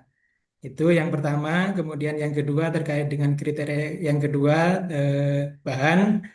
Eh, Kalau kita sebagai apa namanya auditor halal pada saat memeriksa terkait dengan bahan, misalkan juga terkait dengan UMKM kecil, bahan yang berasal dari daging ayam, katakanlah seperti yang notabene dia belinya sudah dari RPA yang sudah bersertifikat halal. Tapi kita juga tidak menutup ini bahwa di bawah itu banyak RPA yang tidak serta-merta memberikan akses sertifikat halalnya kepada eh, pembeli seperti itu. Jadi mereka juga memperhatikan aspek kehati-hatian. Nah, apakah dengan bukti pembelian itu sudah cukup menunjukkan bahwa dia menggunakan daging yang sudah bersertifikat halal seperti itu, Bu Dewi? Mungkin itu pertanyaannya, Bu. Iya, baik, Pak. Yang pertama ya terkait juleh. Yang kedua tadi bukti pembelian daging ya. Iya, betul. Ya, yang pertama terkait juleha, memang kalau ketentuannya juleha ini sebenarnya minimal kan satu gitu ya Pak. Tapi sebaiknya ada cadangan untuk antisipasi kalau misalnya eh, satu juleha yang untuk yang RPH kecil itu mungkin sakit atau libur. Jadi jangan sampai digantikan oleh yang bukan personil yang bukan juleha gitu. Yang sepengetahuan saya seperti itu. Mungkin kalau di regulasinya saya kok belum menemukan. Nanti bisa ditanyakan ke ini ya Pak, untuk ada nggak yang besok makanan, minuman, dan sembelihan ya besok ya, materi titik kritisnya. Itu bisa ditanyakan kembali ya Pak. Untuk terkait Ya, aturannya baik. saya kok belum Siap. menemukan. Kalau yang saya ketahui julehannya minimal itu tidak hanya satu. Seperti itu. Nah, kalau yang terkait untuk pembelian daging, daging ini kalau misalnya kita mengaudit ketika bahannya itu sudah bersertifikat halal aman ya Pak. Tapi kita Ya. perlu telusuri apakah memang benar membelinya memang dari RPH yang sudah bersertifikat halal, maka kita minta untuk nota pembeliannya. Kalau dari supplier berarti suppliernya itu apakah benar membeli di RPH atau RPU yang sudah bersertifikat halal. Jadi kita bisa telusuri dari surat jalannya atau nota pembeliannya yang dibawa oleh supplier. Itu, Pak. Seperti itu ya tadi ya pertanyaannya. Saya tadi Ya, betul, Bu. Jadi iya. dengan bukti nota itu sudah cukup tanpa kita harus melihat secara langsung sertifikat halal yang dari RPA karena ya itu tadi memang tidak menutup kemungkinan banyak RPA yang tidak dengan mudah memberikan akses kepada pelanggan seperti itu, Bu. Iya, jadi kita bisa nanti buka di webnya, Pak. Kalau misalnya tidak ada dokumen sertifikat halal yang asli, kita bisa akses di web BPJPH tadi untuk memastikan memang sertifikat dokumen atau data sertifikat halal yang tercantum di daftar bahan halal daging ayam itu sudah benar. Memang dari produsen RPHA misalnya. Nah, nanti ketika kita mengaudit, kita bisa minta untuk ketelusurannya yaitu tadi surat jalannya atau notanya bahwa memang benar beli di RPHA. Ya, Seperti itu ya terima Pak. kasih, Bu. Ya. Ya, sama-sama Pak. Baik, Bu Nur Hasana, silakan Ibu. Assalamualaikum warahmatullahi wabarakatuh, Ibu. Waalaikumsalam warahmatullahi wabarakatuh. Mungkin saya ada beberapa pertanyaan. Pertanyaan pertama terkait dengan eh, usaha UMKM atau perusahaan mikro kecil itu batasnya seperti apa? Karena kan informasinya kalau mikro kecil itu bisa self declare. Nah, misalkan catering kan catering itu ada beberapa jenis ya. Mungkin ada catering yang sudah besar dan catering yang kecil. Nah, apakah mikro kecil itu diukur dari apa? Dari NIB-nya kah atau dari eh, yang lain seperti itu. Kemudian terkait dengan kemasan, tadi kan ada untuk kemasan juga harus disertifikasi halal, misalkan aluminium foil, Mildis seperti itu. Nah, eh, padahal di sebelumnya juga sempat disebutkan kalau bahan utamanya misalkan stainless ya, itu stainless tidak perlu disertifikasi halal misalkan karena sudah bahannya sudah pasti stainless. Nah, sedangkan kemasan misalkan aluminium foil kan itu bahannya juga udah pasti aluminium foil gitu. Tapi karena itu kemasan harus disertifikasi halal. Nah, apa bedanya yang kemasan ini dengan yang bahan seperti misalkan tadi stainless. Kemudian terkait dengan penyimpanan, misalkan kami punya item minuman beralkohol dengan minuman yang tidak beralkohol. Nah, kami simpan di walking chiller yang sama, tapi dengan posisi yang berbeda. Misalkan raknya berbeda, satu di ujung, satu di sebelahnya lagi, seperti itu. Itu apakah boleh? Kami tidak ada pembukaan apapun di minuman tersebut. Kemudian terkait dengan sudah memiliki sertifikat halal, apakah juga boleh kami membeli produk non halal, misalkan pembelian produk non halalnya minuman, misalkan minuman beralkohol seperti itu, Bu. Baik, pembelian minuman beralkohol. Ini Bu Nur Hasana ini sebagai pelaku usaha berarti ya? Ini di usaha atau Iya, sebagai auditor nih? eh, di pertanyaan saya sebagai pelaku usaha. Oh, oke oke. Pembelian ada yang non haram, yang halal. Baik. Sebagai pelaku usaha ya, Bu. Untuk usaha yang mikro kecil, catering ini masuk reguler, Bu, tidak bisa masuk self declare. Bu ya, untuk bisa memahami syarat mana yang bisa masuk self declare, itu Ibu bisa nanti buka kembali cap yang terbaru ya, Kepkaban, Keputusan Kepala Badan Penyelenggara Jaminan Produk Halal nomor 146 tahun 2025. Bisa dicatat, Bu, nomor 146 tahun 2025. Syarat-syarat yang bisa terpenuhi, yang bisa di apa, yang bisa mengikuti untuk self declare. Itu ya di Kepkaban 146 tahun 2025 tentang usahanya, tentang biasanya resikonya rendah gitu ya. Tapi kalau catering setahu saya itu reguler, Bu. Gitu ya, karena ada bahan kritis yang digunakan.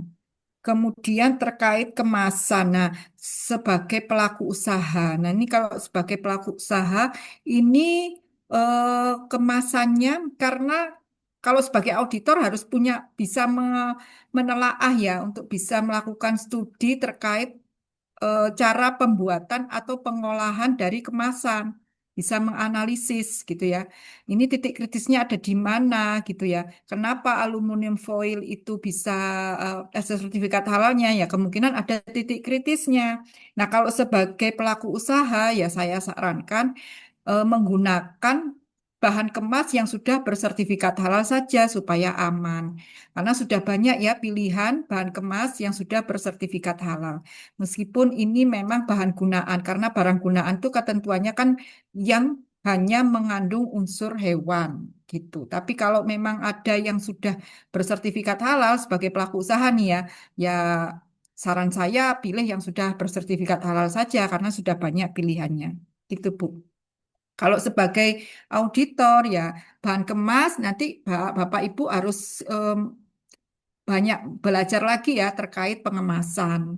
Sistem bahannya biasanya kalau ini PE, PP itu terbuat dari apa, bagaimana proses pengolahannya, pembuatan kemasannya dan seterusnya itu bisa dibuat apa? Dicari referensinya. Kemudian minuman beralkohol. Juga menjual minuman beralkohol. Berarti ada produk yang tidak halal ya. Tapi tempatnya sudah berbeda. Kalau tempatnya berbeda, tidak bisa hanya disekat ya. Tapi tempatnya memang betul berbeda. Gitu ya Bu. Siapa tadi ya? Bu Nur ya? Betul, Bu. Iya, Kalau kami harus punya, misalkan kami punya walk-in chiller yang cukup besar dan ada penyimpanan alkoholik, tapi beda tempat gitu, Bu, beda rak. Nah, Tidak, ini kami yang tidak ada pembukaan sama sekali di apa namanya di botol alkoholik tersebut. Kami hanya menyimpan seperti itu, Bu. Kalau itu bagaimana, Bu? ruangannya jadi satu apa tidak dengan Ruangannya jadi produknya? satu di walk-in chiller yang sama, tapi beda. Misalkan sebelah kanan untuk minuman alkoholik, sebelah kiri untuk minuman alkoholik, misal seperti itu, dengan rak yang Nah, berbeda juga. ini sebenarnya kalau saya ya titik kritisnya agak tinggi karena basah ya. Karena produknya itu basah. Kalau produknya kering itu masih bisa tempatnya, tapi ada pemisahan misalnya sekat dan seterusnya. Tapi kalau produknya basah, ini titik kritisnya jadi tinggi. Ya, proses penyimpanannya kan dalam bentuk frozen nih basah, gitu ya. Jadi prinsipnya ketika jadi mutanajis itu kalau yang najisnya itu basah, tangan kita kering. Itu kita jadi mutan najis nih kalau menyentuh. Atau tangan kita basah, produknya kering. Nah, ini salah satu basah. Atau kedua-duanya basah. Ini mutan najisnya bisa terjadi gitu ya. Jadi titik kritisnya tinggi nih Bu. Kalau misalnya memang dalam satu tempat gitu ya.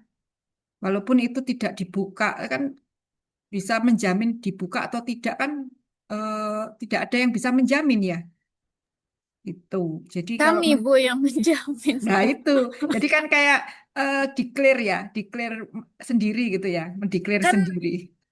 maksudnya kemasan itu kan masih bersegel, Bu. Tidak ada dibuka di area kami seperti itu. Kami menyiapkan itu ya menyerahkannya dalam bentuk kemasannya asli, nggak ada pembukaan di kami seperti itu. Nah, ini jadi yang apa-apa bisa menjadi apa dinilai oleh auditor bisa yakin atau tidak ini yang repot nih Bu. Ya, biasanya sih kehati-hatian nih kalau auditor ya. Pasti dia akan berprinsip kehati-hatian. Jadi lebih amannya ya tidak dicampur gitu ya. Karena kan kemungkinan masih bisa terjadi nih Bu kondisi yang tidak ideal. Misalnya ya ada tadi ya ada mungkin karyawan yang tidak tahu dan seterusnya ada mungkin ada mati listrik akhirnya dibongkar dan seterusnya gitu ya. Jadi kalau saya sih ya memang untuk PPH tempatnya harus berbeda, tempatnya harus terpisah. Itu pasti. Kemudian terkait pembelian ya ada bahan non halal yaitu tidak apa-apa ada produk non halal tetapi harus terpisah tadi ya. Kalau ada pembelian di dalam nota ada non halal ada misalnya tadi ya Homer ya yang penting tempat mulai dari penerimaan bahannya terpisah, penyimpanan bahannya terpisah, untuk personilnya juga terpisah. Itu tidak boleh bersama. Gitu ya, Bu ya? Baik, Bu. Ya. Berarti misalkan saya kan punya usaha nih, Bu. Sudah tersertifikasi halal semua, tapi memang saya ada pembelian apa namanya minuman minuman beralkohol itu. Nah, karena kami sudah tersertifikasi halal, sebetulnya boleh ya, Bu. Yang penting dipisah penyimpanannya. Tapi pada saat ini kan sudah dapat sertifikat halal ya. Ini kalau penyelia halalnya ini Sudah. harus jeli betul ini. Ya, jadi itu tanggung jawabnya ke penyelia halal. Jadi kalau misalnya kan audit sudah selesai, auditor sudah bisa memastikan audit itu terjadi ketika proses itu berlangsung dinyatakan clear gitu ya, sudah sesuai. Tapi setelah itu sudah tanggung jawab penyelia halal. Ini tanggung jawabnya ya dunia akhirat ya, penyelia halal ya. Kalau memang sesuai ya berarti dapat pahala. Kalau tidak sesuai dan dibiarkan, nah ini sebaliknya. Pak Ibu Nur Hasanah jadi penyelia halal di situ. Enggak, Bu. Saya enggak penyelia, tapi jadi perusahaan kami itu kan menyediakan minuman beralkohol.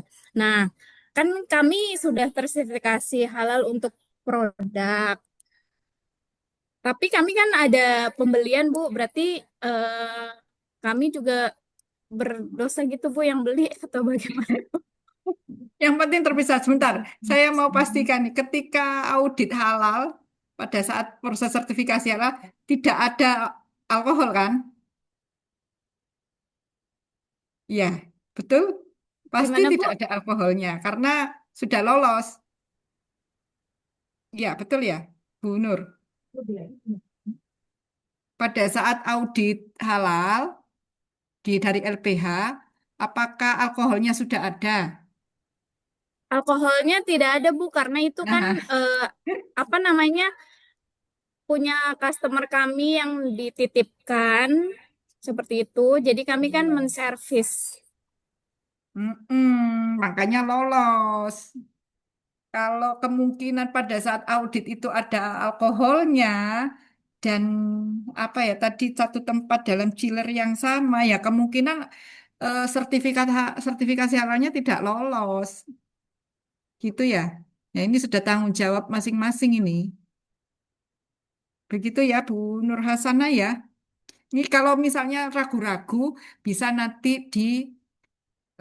apa namanya dilaporkan ke LPH atau dikonsultasikan kepada LPH yang mengaudit tempo hari. Itu karena saya nggak tahu ininya, fisiknya ya, harus lihat sendiri untuk memastikan bahwa tidak akan terjadi kontaminasi. Gitu ya Bu Nur Hasanah ya. Baik, Bu. Ya, kalau ragu-ragu ini kontak LPH yang kemarin untuk berkonsultasi.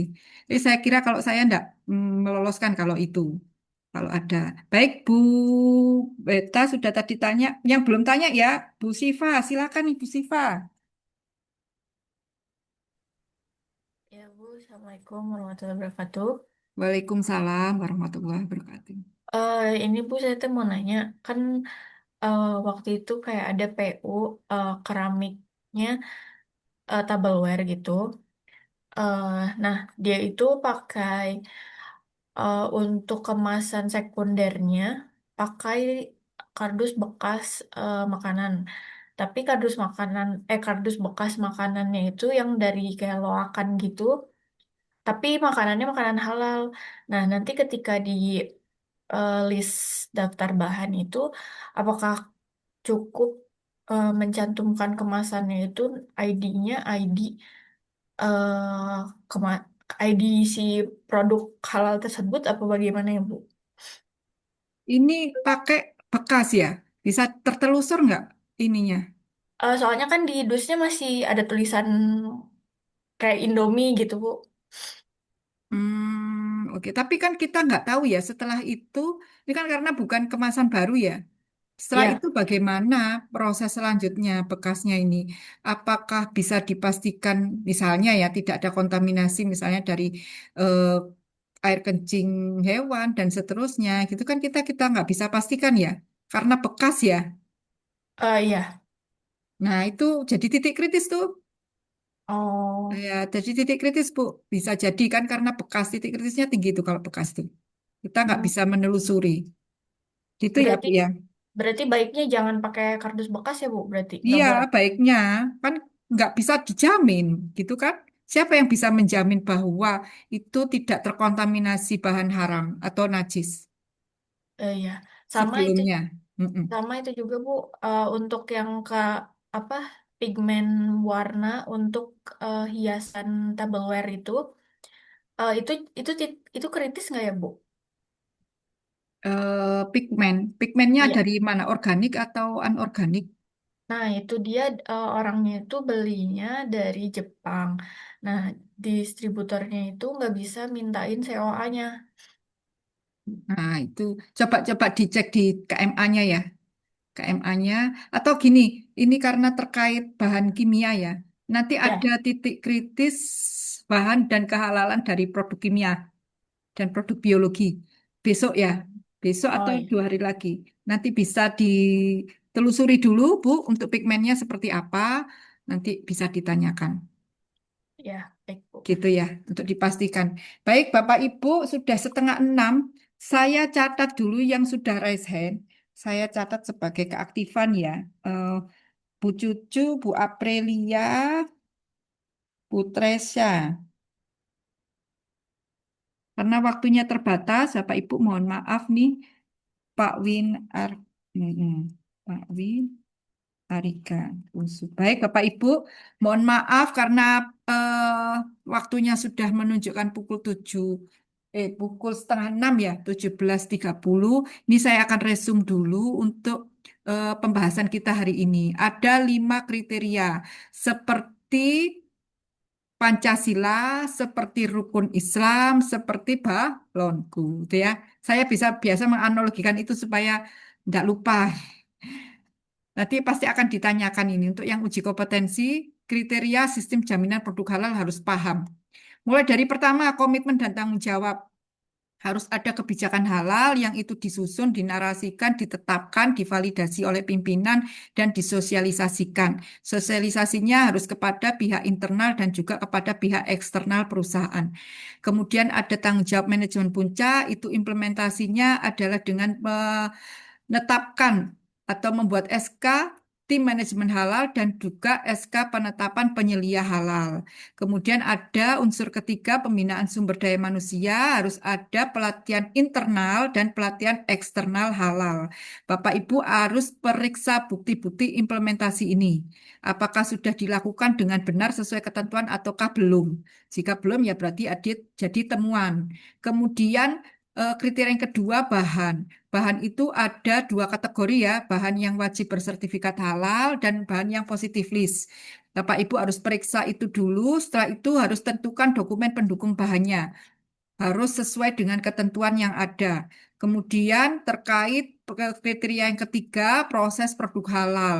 Proses produk halal ini Bapak Ibu harus perhatikan lokasi, tempat usaha, dan peralatannya. Kemudian baru prosedur penerapan SJPH-nya seperti apa harus direview. Semua prosedur harus sesuai. Setelah itu harus tertulis dan terdokumentasi, gitu ya. Kalau ada tadi untuk lokasi tempat dan peralatan, jika ada produk yang halal dan tidak halal, prinsipnya harus terpisah untuk lokasinya, tempatnya, peralatannya. Kemudian terkait kriteria keempat produk secara umum, itu Bapak Ibu lihat bentuk produknya, profil sensori atau karakteristik dari produk, kemudian juga nama produknya harus sesuai dengan ketentuan. Kemudian perhatikan pula nanti kemasannya, ini juga jadi titik kritis juga ya, untuk yang kemasannya yang dan pelabelan produknya. Kemudian terkait identifikasi dan mampu telusur, produk yang diproduksi oleh pelaku usaha harus mampu telusur, harus ada identifikasi terkait produk. Kemudian terkait pemantauan dan evaluasi kriteria yang terakhir, pelaku usaha harus melakukan audit internal minimal 1 tahun sekali, mengaudit penerapan SJPH. Jadi auditornya adalah penyelia halal atau tim manajemen halalnya. Dan kemudian melakukan juga kaji ulang manajemen. Bukti penerapan audit internal dan kaji ulang manajemen harus ada dan harus diperiksa oleh Bapak Ibu sudah valid atau belum. Untuk bukti-bukti penerapan pemantauan dan pemantauan dan evaluasi kriteria yang kelima. Baik, demikian Bapak Ibu, sudah pukul 5:30. Buah durian biji selasih, cukup sekian dan terima kasih. Sama-sama. Saya Terima kasih Bu kembalikan Dewi. Terima kepada kasih, Bu. Terima kasih, Bu. Bu, mohon maaf jika ada kekurangan saya. Terima kasih atas perhatian Bapak Ibu semuanya. Saya akhiri. Wabillahi taufiq wal hidayah. Wassalamualaikum warahmatullahi wabarakatuh. Saya kembalikan ke Waalaikumsalam Waalaikumsalam warahmatullahi wabarakatuh. Baik Bapak Ibu, sampai ketemu besok karena ini udah gelap ya, udah malam juga udah di perjalanan. Saya akhiri. Assalamualaikum warahmatullahi wabarakatuh. Waalaikumsalam. Waalaikumsalam warahmatullahi wabarakatuh. Terima kasih.